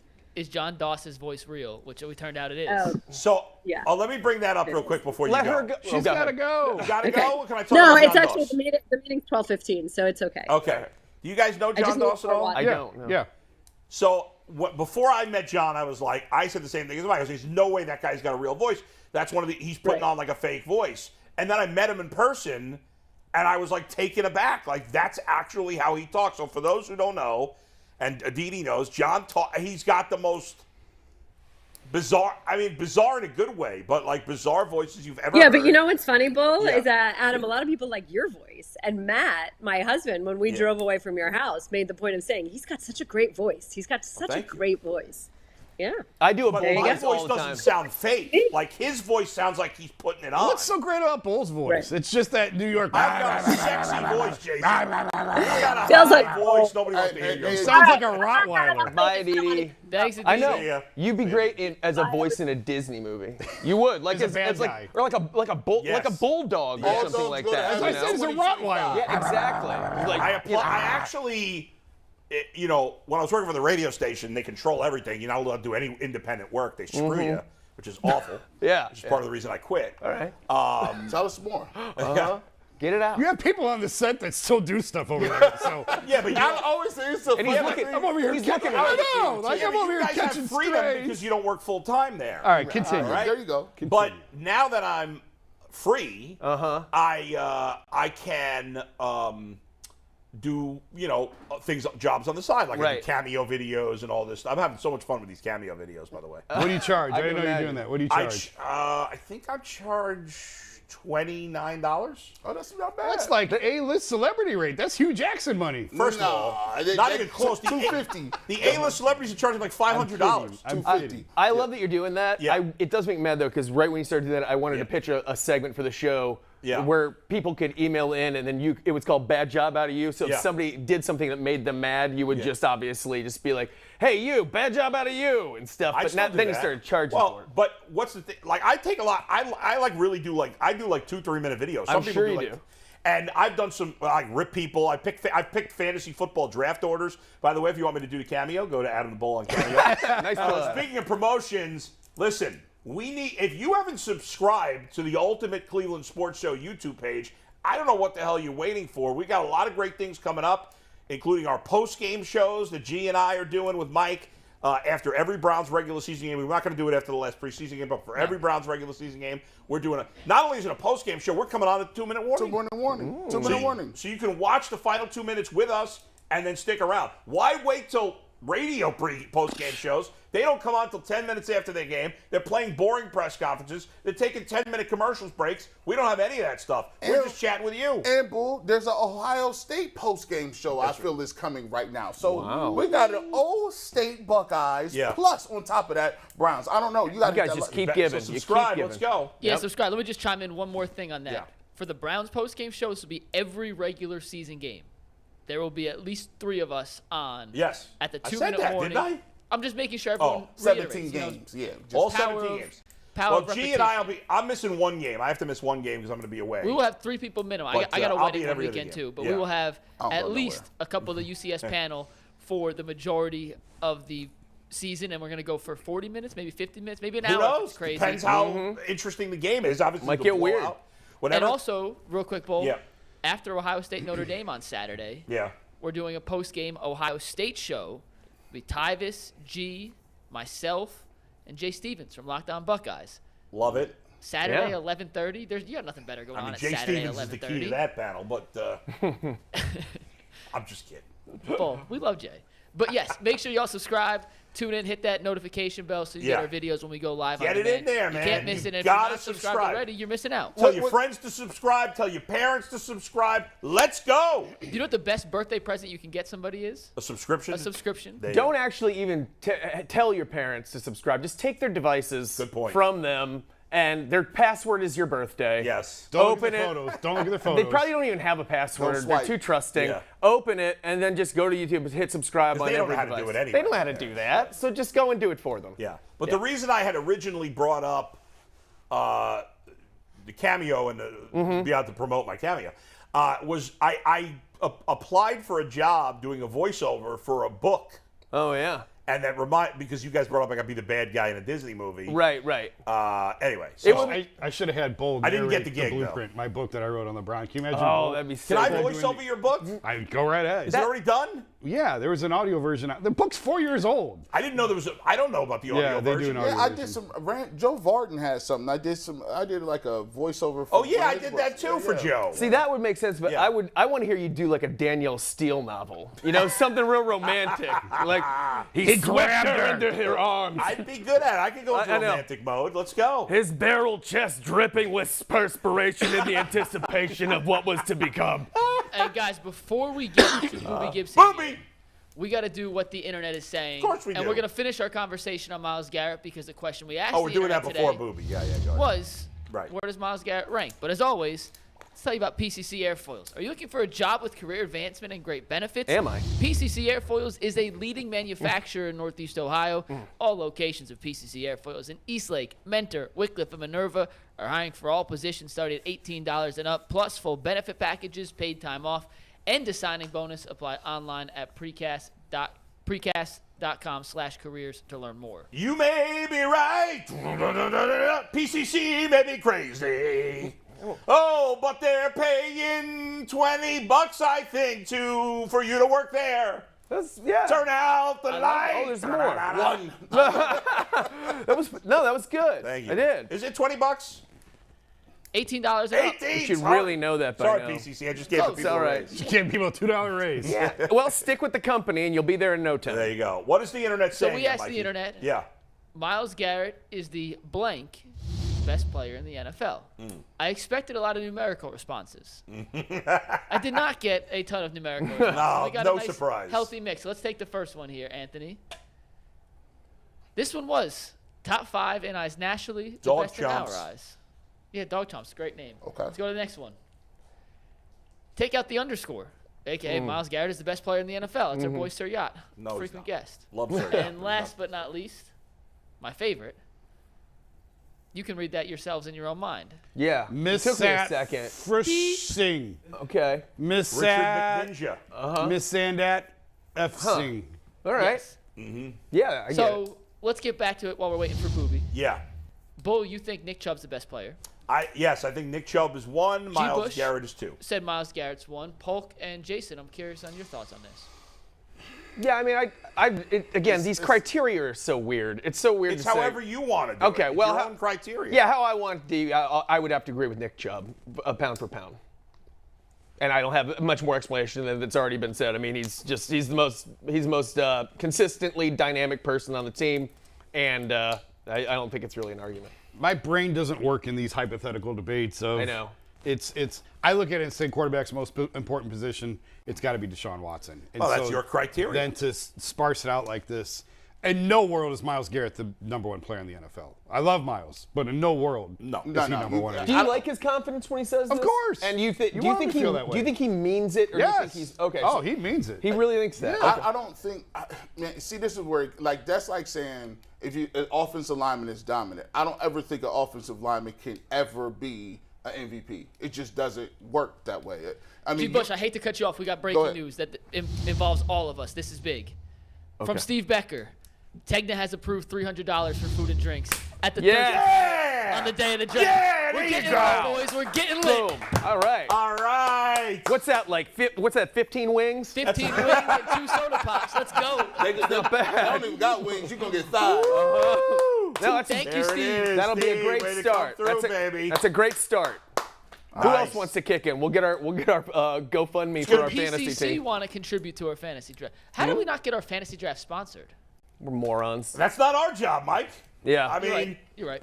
let's go. Where's our sales team on this? Are we supposed to be? Is that what's supposed to be happening? That was a thought It process. was talked about. It was talked about. Yeah. All right, well, we're waiting for Booby. He's still not ready. Yeah, anyway. Do you guys want to do good bet, bad bet? We'll just knock it out real quick while we're waiting for Booby. I don't feel like I want to knock things out like we're rushing through it. It's an important part of the show, so I don't like to describe it as Especially because knocking he's things winning. out. Hurry up and Because reset I these am about slates. to be declared. When is our? It's over. We have in 13 days. This Yes. round ends. So I am going to be the champion, and I'm the greatest picker. And if you pick with me, you'd be very rich right now. Now you know, Bull. Listen, Yeah. listen. The judges have already told me this is a preliminary thing. This preliminary round. That win Football you got. count. Oh, I see. It's like the Raven. By the way, on social media. Speaking of which, there are 2 extremely annoying conversations that are going on right now. There we go. All right. Number 1 is all this talk about the Ravens winning like 20 straight preseason games. I don't know. He just remembered. Because this is how it came from. Because I was going to say my championship's like a preseason championship. Okay. And then made me think of all these dopes in Baltimore who are tweeting about how saw the it get Ravens there. have this remarkable record in the preseason. Who gives an SHIT? Who cares? Statistic again. Nobody cares 2-0 or 2 about the freaking Ravens' 30-game winning streak in the preseason is completely meaningless. The only thing on Twitter, and this is more involving Cleveland, that I care so little I couldn't care less about, is the stupid mustard at the stadium. The mustard mascot. Yeah, the hot dog Everybody is tweeting about this dumb mustard. Who cares? That means it's an effective campaign if they're all It tweeting is. about it. They've Right? tapped Nobody into it. pays Puppies, attention to the rainbows, freak. and They laughter, too, these bro. idiots are paying more attention to the stupid mustard than they are to the game because nobody goes to the freaking games. What does that say about baseball? In fairness. No, I mean, really. is that baseball? Is that our fan base? No. Right. The hot dog races are like the biggest part of baseball. Why are we? What is with the Guardian sending out 1,000 tweets about mustard? Who cares? It's an attempt to engage a more peripheral baseball crowd. There you People go, who Mike. aren't as locked in. Kids enjoy that kind of thing. They don't want to Bleep the sit there and kids. keep Older score. people enjoy those things. The elderly. The elderly care like to about the watch them elderly, run I don't care around. about kids. I know. I'm just saying the fact that it infuriates you means it's really hit a nerve in Cleveland. So congratulations to Honestly, the marketing I think the campaign. elderly should lose their driver's licenses. What do you Wow, more hot takes coming in. Now we got the AARP. let's do- think? mad I'm gonna at get us. nasty. I'm gonna get some nasty. You got emails all now. the condiments I'm kidding, and by the way. AARP I'm mad at kidding. us. Let's do good bet, But bad I bet do real think quick. when you reach a certain age, you should have to take your driver's test again. That's true. That's fair. We're going to do good bet, bad bet. Yeah. We're waiting on Booby. We'll talk Guardians. We're not going to rush through it. We're going to make sure everything gets its appropriate time. But Exactly. while we're waiting on Booby, Let's we go. will do some other Mike stuff. actually went 1-2 on Tuesday, a rare losing record. Mike for did Mike. go a rare Brutal. 1-2. Yesterday, though, Brad, a shocking 3-0 from Brad. Wow. Brad Bull in a day-to-day. Coming I on. went 2-1, right? Coming on. You went 2-1. I can't believe that Guardians game did not go over. They scored 7. The Padres didn't score. Yeah. So, tough break. That's a fun game. So Jay can still catch you. Yeah, he can. He's actually. Listen, he's bringing up this loss column. That's because he didn't make his picks. Jay and by the abstained way, from voting for a you while. guys have screwed up the whole thing because bring up those standings again. Bring up the standings. Can we bring that back We're up? coming. Yeah, give us a sec. How do I have only 7 more picks than Jay? That's impossible. Jay did text in some of the days he wasn't here. But 7, we do it in numbers of 3. How could it be 7 difference? It's not a perfect system. Yeah, well, come You on. guys have screwed up. Anyway, It's an Excel spreadsheet, and none of us are Excel geniuses. They're also like running graphics and trying to get Leroy Horde on a camera at the same time. See, with them numbers, the voter fraud would have not changed the election. It's just a couple here or there. I think we should spend Recount. $8 billion studying this to find out one pick was wrong. Can I tell you the hardest what's part? Can I happening tell you in the America hardest part right of my now. job Go for ahead. real? Yeah. It is not counting the votes, Yeah. which is a pain in the butt, by the way. Yeah. It is not producing a rundown. It is Yeah. getting our guests to help us with promotional content. I'm telling you, they'll come on the show. Leroy, 11:30 tomorrow. Within 10 seconds, I'm Yeah. in. Yeah. Leroy, you know how you said you'd shoot that promo video for us? Yeah. Ghost. Ghosted you. Ghost. That's Yeah. because at the moment Leroy's talking to someone else and he's giving them a 10-minute answer. He doesn't have time. He texts in one word, though. He only texts texts in in one word one word. answer. That's funny. All right, so let's get to the bets today, Yes, though. please. And we will have those promos. I promise you. I'll get Leroy All right, on. let's go. First bet today: Guardians taking on the Mariners. The battle of two very good teams. By the We way, all for the agree. record, I believe you promised that Mike would be in the yeah, with sure the did. Sure So did. I texted Mike yesterday. My to fault. Get a test. I Yeah. asked for the cat picture. And I did not send it All to right, him so that's Mike's because fault. I did not care enough to. Yeah. Y'all see what I go through.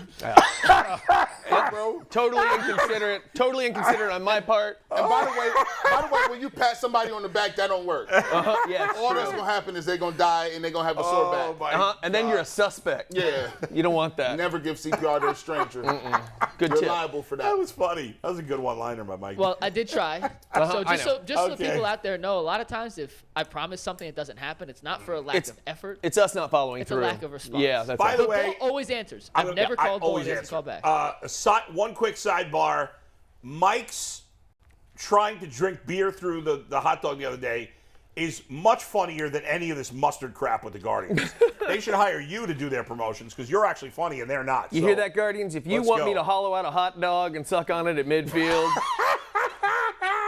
By the way, I ran into Mike's girlfriend, and this was impressive. I said to her, "Did you see what Mike did on the show?" Mm-hmm. And she's like, "Yes." I said, "Were you?" I think I said, or maybe Jay said, "Were you disgusted?" And she said, "Only that he couldn't drink the beer." see, that's why she's my girl. That was impressive. That's why she's my That was girl. a great response. She understands what I am and sticks around anyways, and that's all I ask. Oh my All right, let's God. get to the second bet here. Steve, let's take the next tag board, Anthony. Yep. Nope, that's the first one. Here we go. Under 7.5 runs in the Guardians-Mariners game tonight. It's a good pitching matchup. McKenzie's on the mound. Under 7.5 Yep. runs. Yeah, I was a little prisoner of the moment. I overreacted to yesterday, so I could be wrong. But Jay firing him off from the yacht.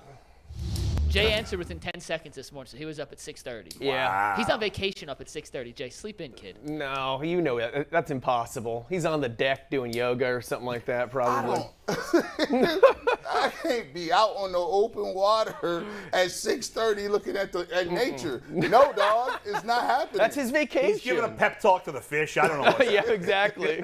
You guys are Hey. doing great. And It's the here's best the you ever last one. swam. I love this. Jay hopes he's not going to see this show. Oh my No, he ain't God. watching Wish this. He Jay the watching best this. on his vacation. McKenzie had 14 strikeouts Ooh, on geez. Friday. Over 7.5. Gee, Bush is went under. against the string bean slinger, huh? Hey, man, that's a lot of strikeouts. That's like 8, dog. Bull and I sink or swim together, all three. That's So right. we gain nothing, lose nothing. That's true. One way or the other. Yeah, well, let's talk about the Guardians because Booby's still Oh not my on. God. Okay. Quantrill, unbelievable last night. yeah, And for the great first game. time ever, at least in the time that I've been watching the Guardians, how about the emotion when he went off the mound after the 7th inning? Yeah. He's usually a calm, cool, collected dude. That was very out of the ordinary, but I love to see it. Yes, listen, Guardians were helped out that Yu Darvish was scratched from yesterday's start because his wife gave birth and he went on the paternity list. 2, Juan Soto didn't play in either of those games. But I've been saying for a couple of weeks that this is a big week. This Yes. road trip, 2 in San Diego, 4 in Seattle, because those are, 2 teams that don't get a lot of press, but they're both good teams, and Seattle's played great since the beginning of July. It was big to win those 2 games in San Diego. Yeah. They're in great shape right now.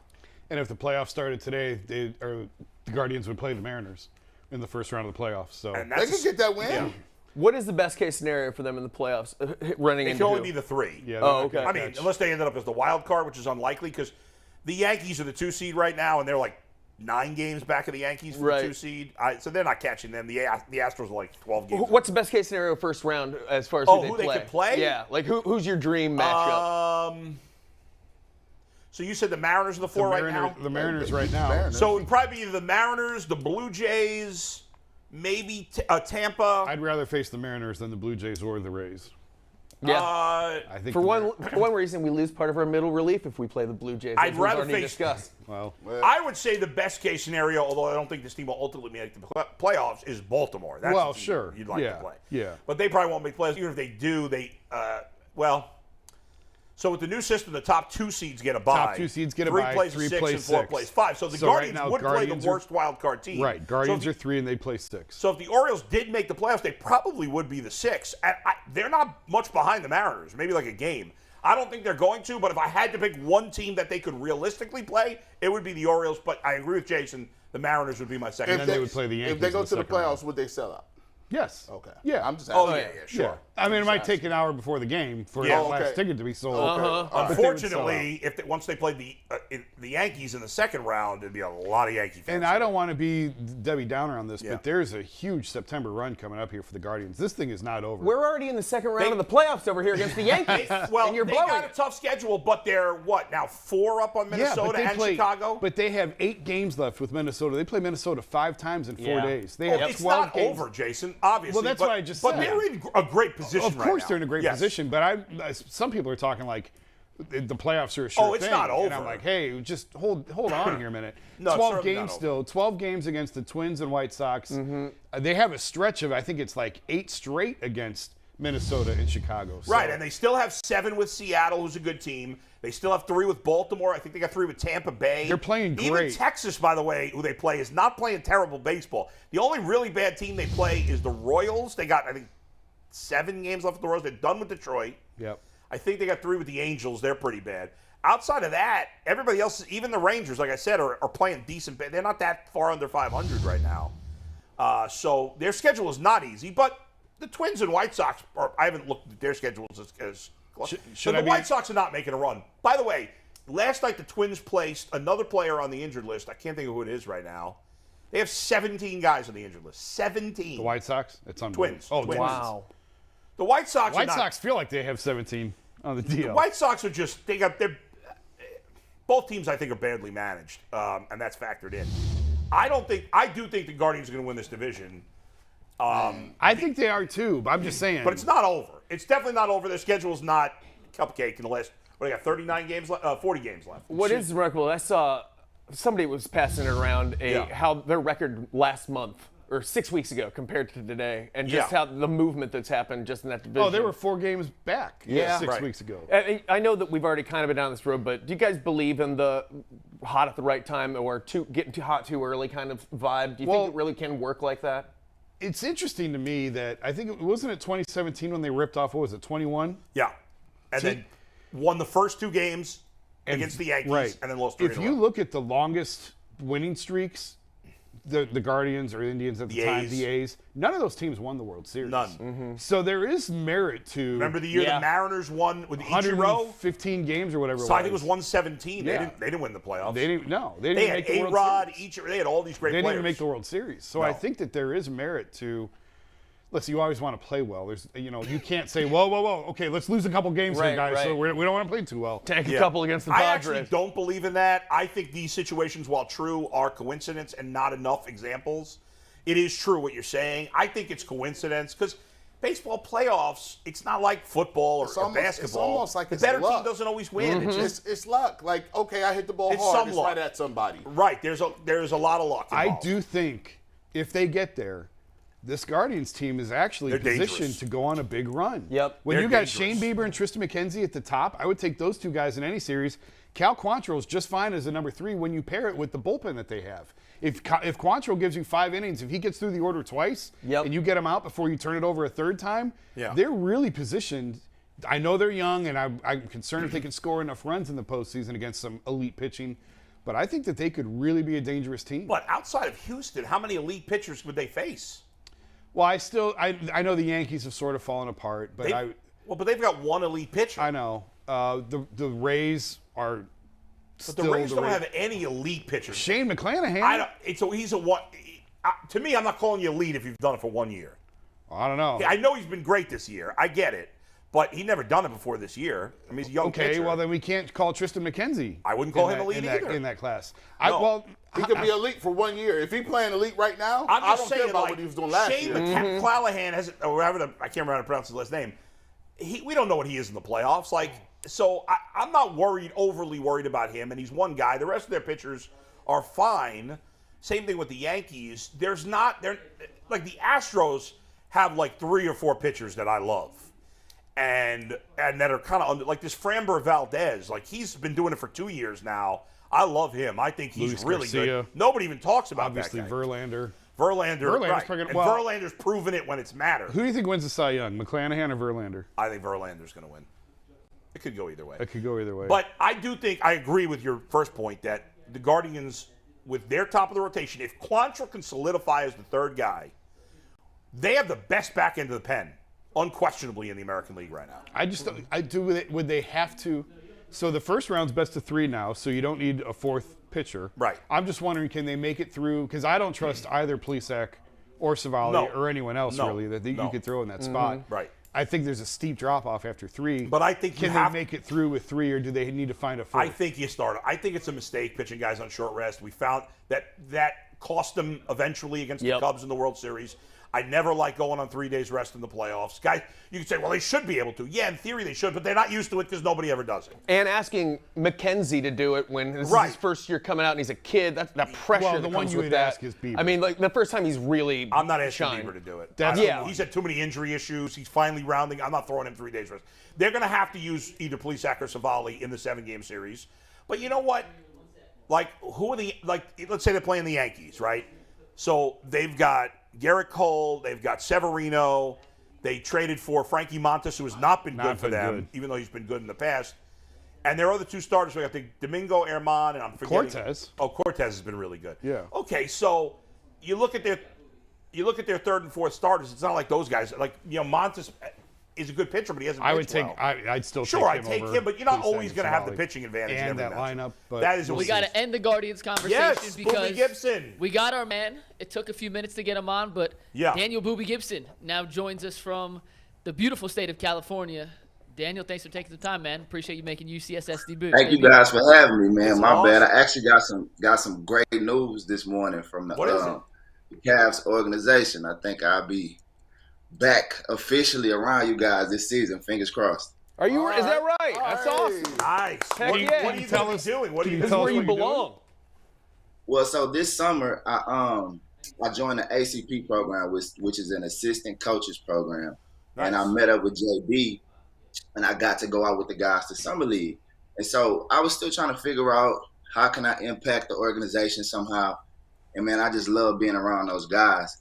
And so fast forward to now, Coach JB reached out to me and said they could be forming like a hybrid role where I can be mentoring, scouting, and just at least be around the organization now to be able to help mentor these guys and bring them in the right way.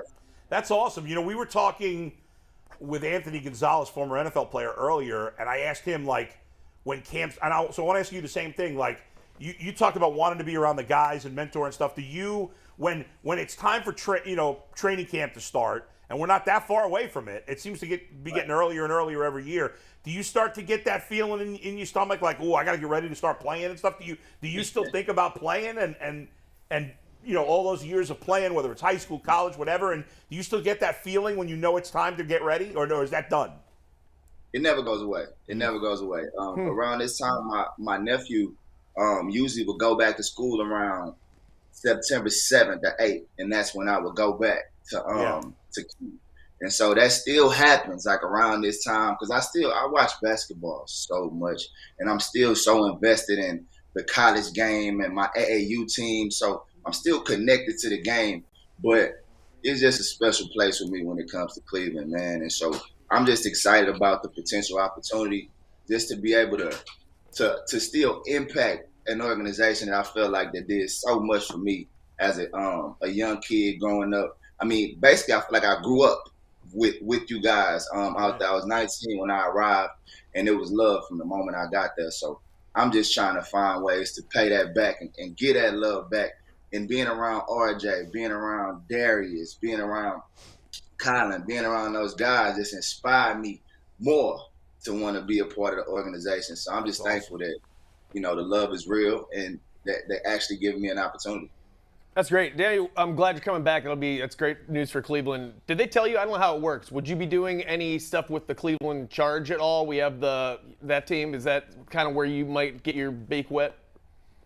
Yeah, because I kind of want – it's a stigma that goes with ex-players that we're not willing to work and that we just want the beautiful job. But for me, I'm willing to get in ground level and just show the entire organization, and I'm just willing to do whatever it takes to try to help this team continue to improve, find the right players, and player development to help these guys keep getting better. So, yeah, I think I'll start off probably with the Charge, and then wherever these guys see fit for me to be a part, trust me, I'm not asking for anything. I just want an opportunity to be able to work.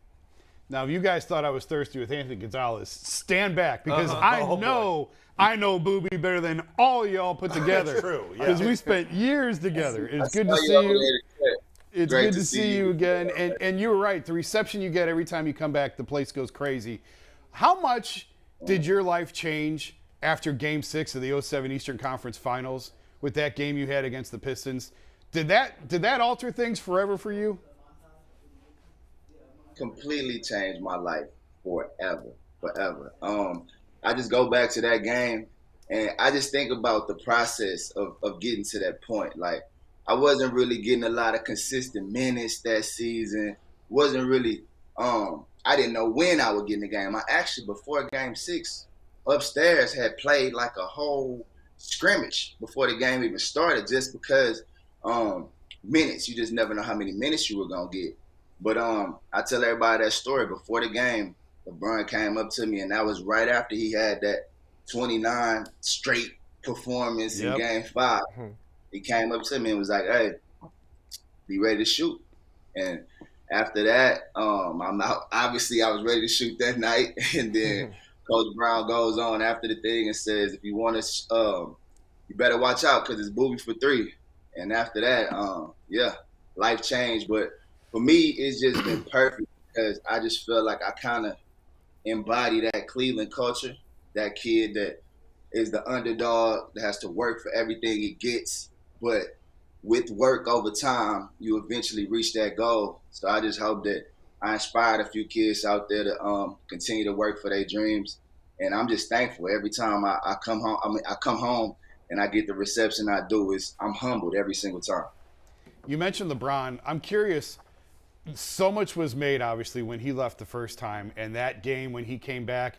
And, I mean, I was there asking you all the questions. What's your relationship like with Ignatius? You ever talk to him? So what's your relationship with him now? What's it like now? Do you guys talk at all, or where does things stand? Because there were some hard feelings there for a while. Were there not, or no? Yeah, that's still my big brother. But, I mean, I think he knows that it hurt in the moment because, I mean, we wasn't able to even get another player at that time that was even close to his caliber because it was kind of late in the process when he made the move. And so, yeah, we were hurt, but like any relationship with brothers, you go through it. And even in that game, if you watch that game, we had some moments where I think I made a shot and I stared him down, and then I think that might have set him off to go on. Yeah, you tripped. So it's your fault. Yeah, thanks That's for that. all your fault. Appreciate it. You tripped, dog. It's all right. Come on, you tripped, dog. That might be why he went on to get like 40 or 50 that night. But, yeah, but that means you helped us get Kyrie and Tristan too, in a way, because so thank you for that. Yeah. Man, I've been a part of it all. Like, I won 67 games. I won 20 games. But the love from the fans, because of the effort and every time that I stepped on the floor, leaving it out there on the floor, the love never changed. And so that's kind of why I'm excited that now, from that moment, now have an opportunity to come back around and then just let the new guys coming in know just how special it is to be a part of Cleveland culture if you approach it the right way and play the game the right way. I think it's important, you know what I mean, for guys to come in and understand, like, Cleveland is a great place to be if you come in with the right mindset. Man, but let's get to it, man. They talk about all this basketball stuff. I ain't even trying to get on that. Now, look, I feel like Tristan Thompson owe you a little. He owe you at least 10-15%. Let me tell you why. You was the first role dude that I've ever seen get hot where in the streets you was the dude. Like, you hit a bunch of threes and it was just like, oh man, I seen him on the blow. I said, he on media takeout. That's what hey, Booby on fire out here in these streets. I'm not taking no credit for that. That thing is kind of sailed a whole different way. But now I do feel like I'm one of the pioneers for guys understanding that your NBA career is only about 10 to 15 years, maybe, if you look. I got 7 to 8, but you still have to plant your feet in other areas. Hopefully not in some of the places that I did, because there can be a little drama involved. But overall, I think that you got to plant your feet in different areas and have different outlets and different ways of sources of income. You know what I mean? Because every year of us is like dog years when it comes to us as grown men and figuring out life. You know, it goes by so fast. I just feel like, I kind of set a precedent of being able to maneuver. Once you're done, it don't stop there. You're still able to continue to shine and use your stardom to make you more money. Now, what? So you were definitely an artist for a while. A couple of years ago, I think you was on Love and Hip Hop, and then you came and you were an artist. You actually can spit. Like, you actually got bars. You actually do great music. What made you transition from the music to basketball again? Was that just the passion in you? The game is just in you so much that you just you had to go back to what you love, like you said.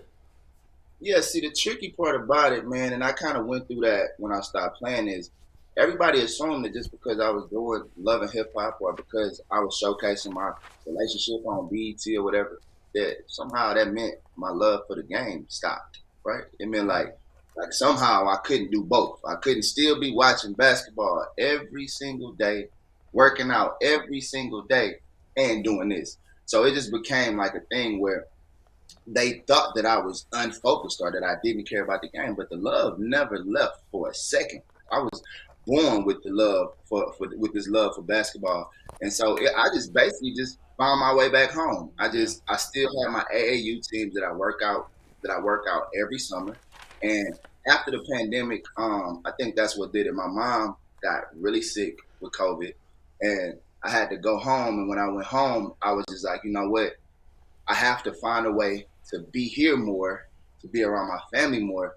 But I still feel like I'm just missing that connection to the game. And it happened right after the pandemic. And that's when I joined the ACP program, which is a program for former players that kind of puts you in those positions to kind of find out exactly what it is you want to do moving forward with the game. And so I was able to do some scouting. I was able to do some player development stuff. And that kind of ignited that fire. And then I had a couple offers from the Kings with that when Mike Brown got the job with those guys. I had Jamal Mosley from the Magic reach out to me. But man, I always wanted the Cavs to have seniority when it comes to me making that decision, because I just feel like the love there is undeniable. And if I'm going to work for any team and put this to the test, I want it to be back home, back here. So, yeah, make sure it's basically done. But anybody watching this, let's put that hashtag, I'll bring Booby back. And I think that'll seal it. He marketing. Look, I like that. So yeah, man, bring Booby back, man. So, Booby, I got two for you then. This ACP program that you're talking about, I'm actually not very familiar with it. Have there been other former players gone through that are now on benches in the league? And then secondly, did you have a connection previously with JB? I mean, we can connect the dots. Obviously, you played for Mike. Mike's top assistant was Bernie, JB's dad. So was that, are we connecting the dots there, or did you have a relationship with JB outside of that? Well, that kind of started it, because Mike Brown kind of stamped our relationship and said, I love this kid. I love everything he's about. JB was a lot younger around that time, but he always said that, Mike spoke highly of me. And then when he came in, I was already a little cool with Darius. And so to see that relationship unfold, he just kind of wanted to have me in the mix more and around the players. And that's kind of how our relationship developed, to where he was like, "Boo, we gotta have you here in some capacity. We gotta have you here." And yeah, the ACP program, man, I wish I would have knew about it a lot sooner. But when I found out about it, there's so many guys on business. I know this year, Jason Maxill will get an opportunity. I want to say your guys like Antoine Jameson, Tony Delk, like different guys that have ended up in GM positions and roles like that, started off with going through the program, and they basically just teach you all of the NBA software, like how to work on that side of the game. And so it's been great for me, and it basically just showed the organization that I wasn't just looking to be hired just because I made a couple shots for you guys. Like, I really want to show you guys that I'm willing to learn and work on this side of the game just as hard as I was willing to work when I was playing. So it just gives you the opportunity to network and just show the league that you're willing to put in the work to be successful. Danny, you left the game at a very young age. Injuries obviously ravaged the career and whatnot. A lot of people will stay and keep playing until they absolutely can't anymore. Either it's because they do it for the money, or they just don't know what else to be, or can't think of life outside of basketball. What do you think? And you could have kept playing. I know that. What do you think it was about your personality that's different than so many NBA players that we've seen who will just play until they absolutely have no other options? Yeah, I feel like you said, the NBA is like, we like dog years. So if you got an opportunity to hang in there, most guys take it. But once I broke my foot and they had to fuse that tendon back together, for me, I'm 6'2". I'm not 6'5". So the range on my jump shot, and I jump pretty high on my jumper, it just started to the game stopped being fun for me. It started to feel like it took me 4 or 5 hours to prepare for a game, especially if we were on the road, because my ankle was swelled. And I just started to carry so much of a load just to be able to play. And so for me, I started to compare like that, the struggle of that, and then leaving the game at an early enough age to where I can get into other businesses and other things early enough to be able to start a new career. And that's kind of the way I looked at it. And I just always felt like he spoke about my bars and my ability, but I've always had the ability to write. I was blessed I could have gotten an academic scholarship going to the University of Texas before the athletic side even kicked in. So I've always had an ability to write. I still write, and I'm actually content creator of the Brick TV, which is a new app of streaming that's out as well. So I've always had that creative ability to be able to do that. And so once I injured my foot and I didn't have the escape that I always had for basketball, that ability to write kind of started to take hold. And I felt like, okay, I can be safe here because it still gets me as excited as basketball. And I'm in a position now where, I'm at an age where I can still get in there and learn some things. So that was kind of the deciding factor for me not to push it anymore. Still wanted to have the ability to be able to play with my son and play with my AAU teams, my AAU boys. And, I was at an age where I could still get out on the floor with them. I still get out on the floor with them right now. So that was the deciding factor. But I think it was my gift of being able to write that's told me, like, okay, it's okay to put the basketball down. You have some other that you were blessed with. You're not a one-trick pony. So let's go get it done. You mentioned these young, great players on the Cavs right now. Oh, man. The team, for the first time without LeBron, the team was good last year and forever. And these young guys, especially Garland, took a huge step last year in his. How good can they be, and do they need maybe a 40-year-old LeBron in a couple of years to put it all together? I don't know. How far can this team go as currently constituted? I for sure know that they're a playoff team. I feel like we could have made that happen last season, losing to the ATL in that first round. But I do feel like they're a playoff team. We'll get Karras for a full year now. I know they're still working on, the Colin move, but I feel like all those guys have the right mentality of playing together and finding a role, and nobody's out here trying to be the guy. I get what you're saying. We could potentially use a guy to kind of step in front and maybe lead these guys to that championship level. That's probably what's missing. But right now, as far as like the complete makeup of the team, I don't think no team in the East or the West feels like coming into Cleveland, it's an easy win. I feel like they know they have to come into Cleveland ready to play if they want, to get a win out of here. And that's what you want. I think JB is building like the culture that represents Cleveland the right way, that every single time they step out on the floor, you're going to get a tough game. And so I just think right now, definitely a playoff team, but we're still building towards that the ultimate goal. We do a top 5 list every day, and Mikey? Yeah, Booby's going to do it with us. Yeah. Before we do top 5, though, Booby, I got one question for you. It's a quick one. But for the first time in the history of this show, I'm not the best shooter on the panel. This is the first time I have someone's been here that's a better shooter than me. So you are out of your mind. Listen, I can't argue I would that. outshoot all you guys with one hand. Besides Booby, I would not beat Booby in a shooting high. But you four, you schmucks, I would smoke y'all. But I don't think there's any great pride in that. Look at us. Let's tell these four out here, Booby, what it's like to when you're in the zone, Game 6, you're making all those. Are you going to You're compare comparing yourself to Booby I was the Gibson? D3 version of Booby. I followed my game after him. The He's one of my D3 favorite version. players of all Who time. worse, him or Tyvus? I don't know who worse. Right. my God. We are so sorry, Daniel. He does this all the time. It's something stronger than I water. can't. Listen, You were a backup on a Division III team. yeah, but because I'm short, not because I couldn't shoot. Oh, Booby, don't even justify this. This Booby, is listen, insane. shooters recognize other shooters. Hey, talk Shooter, right? to him, Mikey. Talk to Listen, them. I'll show go ahead. videos. I got the video proof. All right, Booby, just when you're in the zone, though, when you're making 3 after 3 after 3, for these guys out here who've never been in that situation like you and I have, can you just explain to them what it's like? You and I have. Yeah, it's literally like no better feeling for me. I got addicted to it. One of my favorite things was coming in the fourth quarter, the game be kind of close, and then you making a couple of threes, and the other team calls that timeout, and they got to regroup. I just felt like once I got into that zone, because of the reps that I had put in before the game, I really could shoot that left corner 3 with my eyes closed. I really felt like I could shoot it with my eyes closed.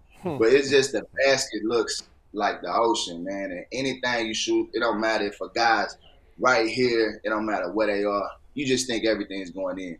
And that particular night, I had that feeling after the first one went in that corner, I knew if they kept on doubling Bron,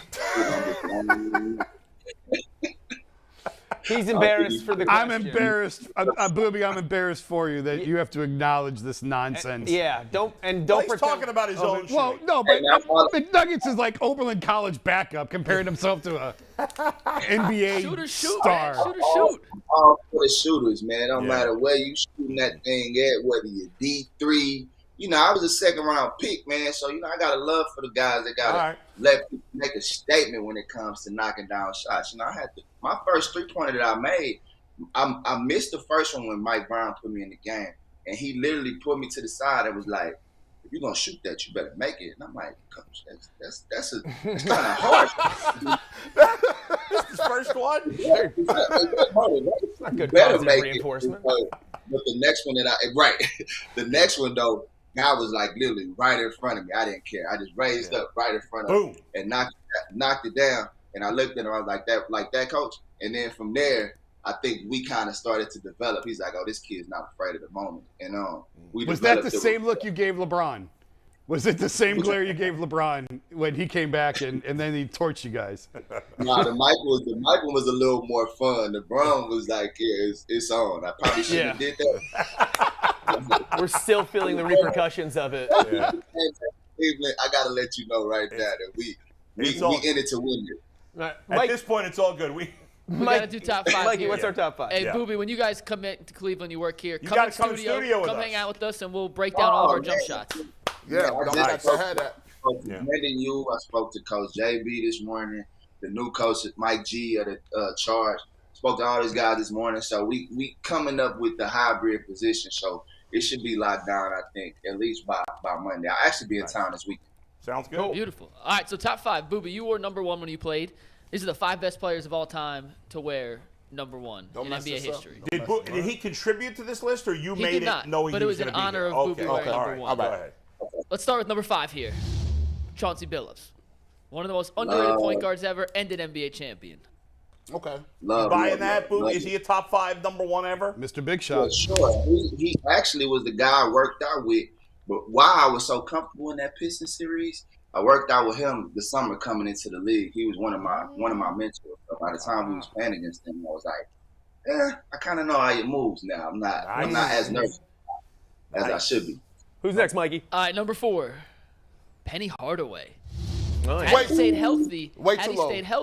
would have been higher. But Way the too low. longevity of his career, a little lower. Way too low. He also got homesick in blue chips. Way too low. That is true. He's a cultural icon. Little might Penny, say where's he's Little a Penny? little Is he on the list? The reason why I wear number 1 and the reason why I created Lil Booby, who y'all gonna see real soon, is because of Penny. So yeah, he probably would be. He is an He should have icon. been higher. Booby agreed. He should have been higher. Come Yeah, on now. that's a bad job. And the next 3 are all Hall of Famers. So That's we'll fair. see. Okay, go ahead. Number 3, Tracy McGrady. Okay. T-Mac. Hard to argue. I thought he would have Yeah. been one. I got to see who else we're coming with. He would have been my number 1. Oh, wow. Okay. No, the number 1's pretty obvious, I think. Well, let's see. We'll get to it. I'm trying to think. But number 2, yeah, Booby, you. Mike's going to come up with some, like, random white dude from the 50s. No. It's a legit Hall of Fame. It's going to be a guy posed like this in his basketball card, you know?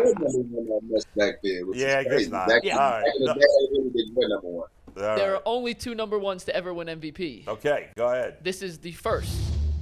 Derrick Rose. Derrick Rose. Is he still Well, playing? I will- I think we got to go McGrady. I will say, I probably still would take Tracy higher, but I will say the hardest person I've ever had to guard in my entire career is D Rose MVP. That MVP season he had, there was literally nothing anybody could do with him. He was scary. Wasn't Derrick Rose at his best a little better than Tracy McGrady? Even though maybe I would take He T-Mac. won an MVP. I'd take T-Mac. McGrady's best lasted long. No. This is what YouTube is for. Go back and just do your homework. T-Mac was out here giving people hell. He was He was insane. giving people buckets. Ahead of his time. Yeah. Is Derrick Rose still in the league? I can't even remember. Yes, he is. He's on the Knicks. Okay, all right. Yeah, he's just And number a good 1, Big O, Oscar Robertson. Yeah. Okay. Yeah, you can't. All right. You're right. He's old school, but he just makes the cut. Now I can roll with that. You got to respect the legend. Nah, Yeah, Oscar he Robertson, said man. we wouldn't have had an opportunity to do anything without Oscar. So Yeah, I'm you okay gave us with that. you gave us nothing to be enraged about, Mikey. We appreciate Nah, that's good. that. Yeah. I think the consensus is that you'd flip Rose and McGrady, maybe. yeah. So I got to get to you. I always say LeBron is the best out. I'm gonna ask you the question. You got LeBron or Mike? Oh God.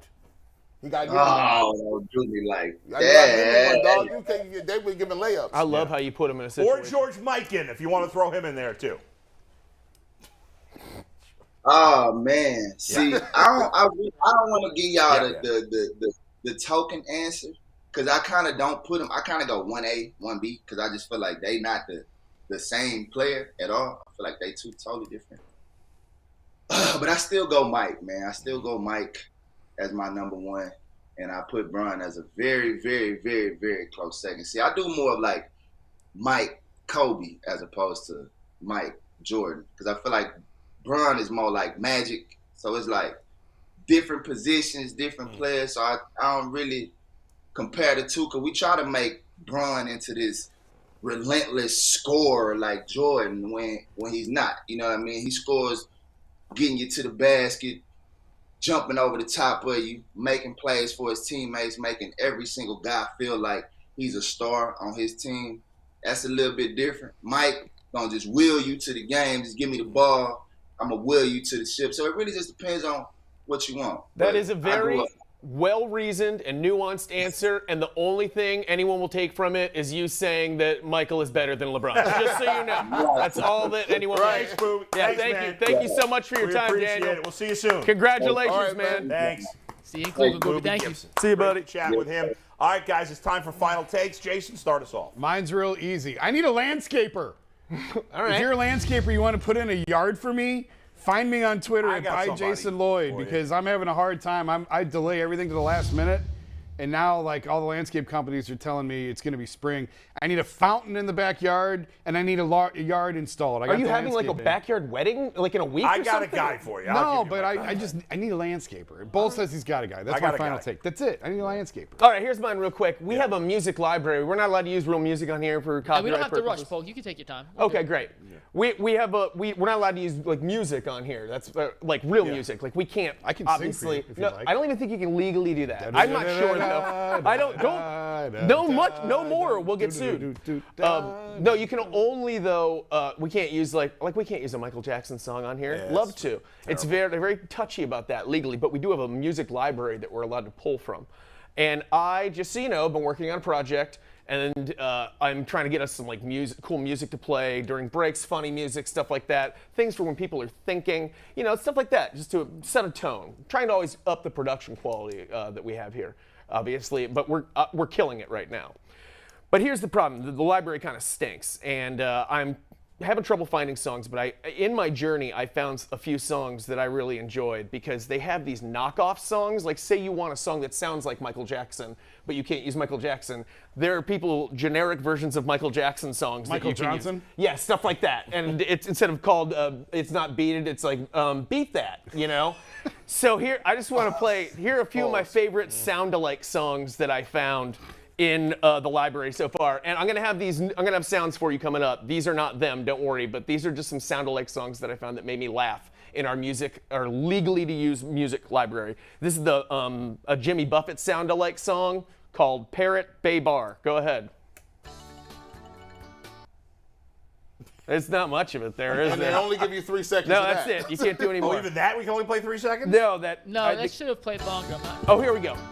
Yeah, let it jam. Hold on. She's never been to Nashville. Who is singing this? Do we know? Just some generic guy who's in California in like Burbank. You guys ask for better comedy music. This is the same library. I have to go through the fire. This is what I'm talking about. It is a complete nightmare. It's impossible to negotiate. But here, just let's get to the chorus here. This is the Jimmy Buffett one. Hold on. Imagine this being your job. Like you have to write a song that sounds like Jimmy Buffett for in case we need to use it for something. Like, here it comes. Okay. 'Cause she's a star at the Parrot Bay Bar. Okay, stop that one. Nobody sings that. No, nobody does that. moving to that. You can stop that one. I know. I'll bet you I could convince Jimmy Buffett that he wrote that in the 90s and that's him. Yeah. Because he was so hammered. He's like, I don't know, that might be mine. I think I wrote Parrot Bay Bar. There's only 2 more. This one's, I typed in just out of curiosity, the Miami Vice theme song? Yeah, I was like, sure. I'll bet they have something that sounds like that. And this is called Vice Patrol. Here it is.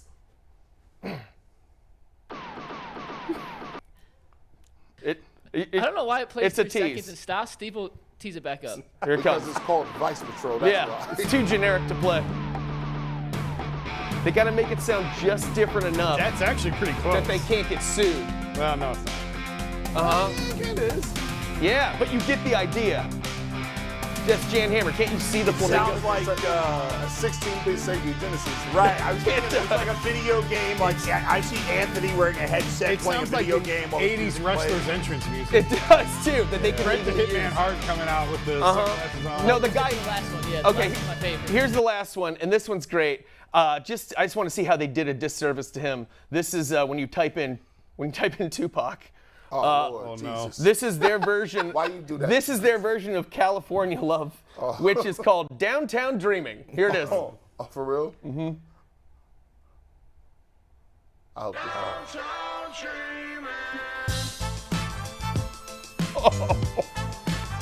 Oh, Derek, you want my hoodie? oh. Give me that hoodie. Give me the hoodie, bro. Don't worry, he starts to rap pretty soon, I think. Oh, he has bars. G, here we Yeah, go. we really have to have this ready all the time. Let's just Downtown leave this Dreaming. under for Bulls and G's final take. Oh, and he also cannot swear. Just to be clear, you are not. This is cultural. Take this off. All right, turn off. That's all right. He Get in my can't. body. Appropriation. Yeah, That's this fine. is- G can't handle Downtown Dreaming. It sounds like the entrance music for Ravishing Rick Rude or somebody. But just so you know, I'm going to keep fishing through that library and keep finding a solid gold stuff to up the production quality of the Ultimate Cleveland Sports Show. You're welcome. Thank you. All right, for no your problem. part in that. This dude does research. That was crazy. I don't know where he got that from. And he has bars too. I was just sorry. Listen, see, I'm going on vacation, but I'm going to Atlanta, right? And they said, why would you go to Atlanta? Because, see, it's an undercover mission. You see, I told y'all that I wasn't going to buy no more shoes, but I lied to y'all. In my contract with my wife, it says no more shoes prior to September. But there's a sneaky clause that says when on vacation, that budget counts for only vacation things. So Tyvis Powell, I'm going to the ATL. I need y'all to hit me up at GBush91. I need only exclusive shoes. Don't be sending me to Foot Locker. Don't be sending me to Foot Action. I don't want to be at a Dick's Sporting Goods. I don't even know if they got them in Atlanta. I need to know. At GBush91 on Twitter, I need to know the best place to go get these kicks. Exclusives. I need top of the line. Go to Magic City. See what you like at the. I don't think my mother and father are going to like Magic City or Sue's Rendezvous or King of Diamonds. So far, this is my favorite final. Are you going with your parents? Yeah, my parents will be family there. vacay? It's slightly, yeah. This is my favorite use of final thought so far, based on my weird music thing. You're trying to find a landscaper. You want shoes. I want kicks. This is like Craigslist, but on air. Yeah. So are you trying to sell a Bring us futon? home, man. No, Bring us I'll home. keep it an oddball tone. I'm going to highlight a new TV show I started watching yesterday. Nice. It's called Mo, M-O, and it's on Netflix. Anybody seen this? By I any have chance? not, no. I think it just came out yesterday. I watched the first episode. It was really good. You know, I think too often in TV, we talk about diversity in TV, and diversity has to include a lot of different groups, right? And I think now we're starting to see more influence from other cultures. G and I talk a lot about this off the air, like cultures and Jewish culture, black culture, and stuff like that. And like, it's good to be exposed to other people's cultures, even if it's not yours, because that makes us more relatable to each other. And this show, the man who's I'm pretty sure he is in real life, but the character is supposed to be a Palestinian refugee in America. And it's not really like a political show. The first episode was like a more comedy than drama, but there's some like drama with him trying to become a citizen here. But I don't know. And then just they had a funny scene in a store where like there was a Palestinian guy and a guy who I think is supposed to be Israeli, and they were kind of arguing, but not in like a bad way, like in a we can get along, but we still have disagreements way, which is reasonable, which I liked. I thought the show was funny, creative, well written. The lead character is very likable. I don't know what it was about him, but I found him very relatable and very likable, even though he comes from a different culture than I do, and that's okay. I learned some things, and I enjoyed the show. Check it out, Mo on Netflix. Good Mo plug. Not no. But Mo. Mo. Not no, N-O, but Mo, M-O. Like Vaughn. Mikey McNuggets, what do we got tomorrow? Dave Richard, our fantasy expert, yeah. making his debut. From the NFL Network will also join us to talk about the Browns. And one thing, Anthony, can we get that Seeing Red tag board pulled up real quick? One thing from camp we have to mention before we leave today. Yeah. This was a tweet from 92-3, the fan, or Mary Kay. I'm not sure who did it. Nope. I need the other one. Seeing Red. Take it. Mary Kay, our best friend Mary Kay. This is why there's something fishy going on. But just read this tweet. Jacoby Brissett appeared to hit his hand on a helmet in practice and held it for a second. Stefanski said, quote, "I was seeing red out there for a defender getting too close to him." Yeah. He stole that from our show, Seeing Red comment. Yep. So, he owes money. So Josina was right. Josh Rosen will be playing. So Josh Rosen dressed as a defender and tried to hurt Jacoby Brissett. They're going 0-17 if Josh Rosen's a quarterback. They're the number one. Well, they pick of wouldn't the start draft. Josh Rosen. They'd But start Josh he said he's Dobbs. playing. Josh Rosen's playing in the preseason game. Jacoby Brissett will not be playing. That's what I took. You think from that's that. what? Oh, my No. God. If he's hurt and can't start the season, that's a problem. That's our problem all of a sudden? Yeah, I mean, we have so many. Oh, God. All right, way to get us depressed at the end of the show, Mike. We'll talk to you tomorrow right here on the Josh Ultimate Rosen Cleveland game Sports tomorrow. Show. Be ready. Thank you for interrupting my goodbye. Hey, roll out to what's his name? What's his called? This is called, Downtown Dreamin'. I'm not allowed to dance to this. Downtown Dreamin'. I'll do my hood. Having fun with But I'm taking my path while I got it.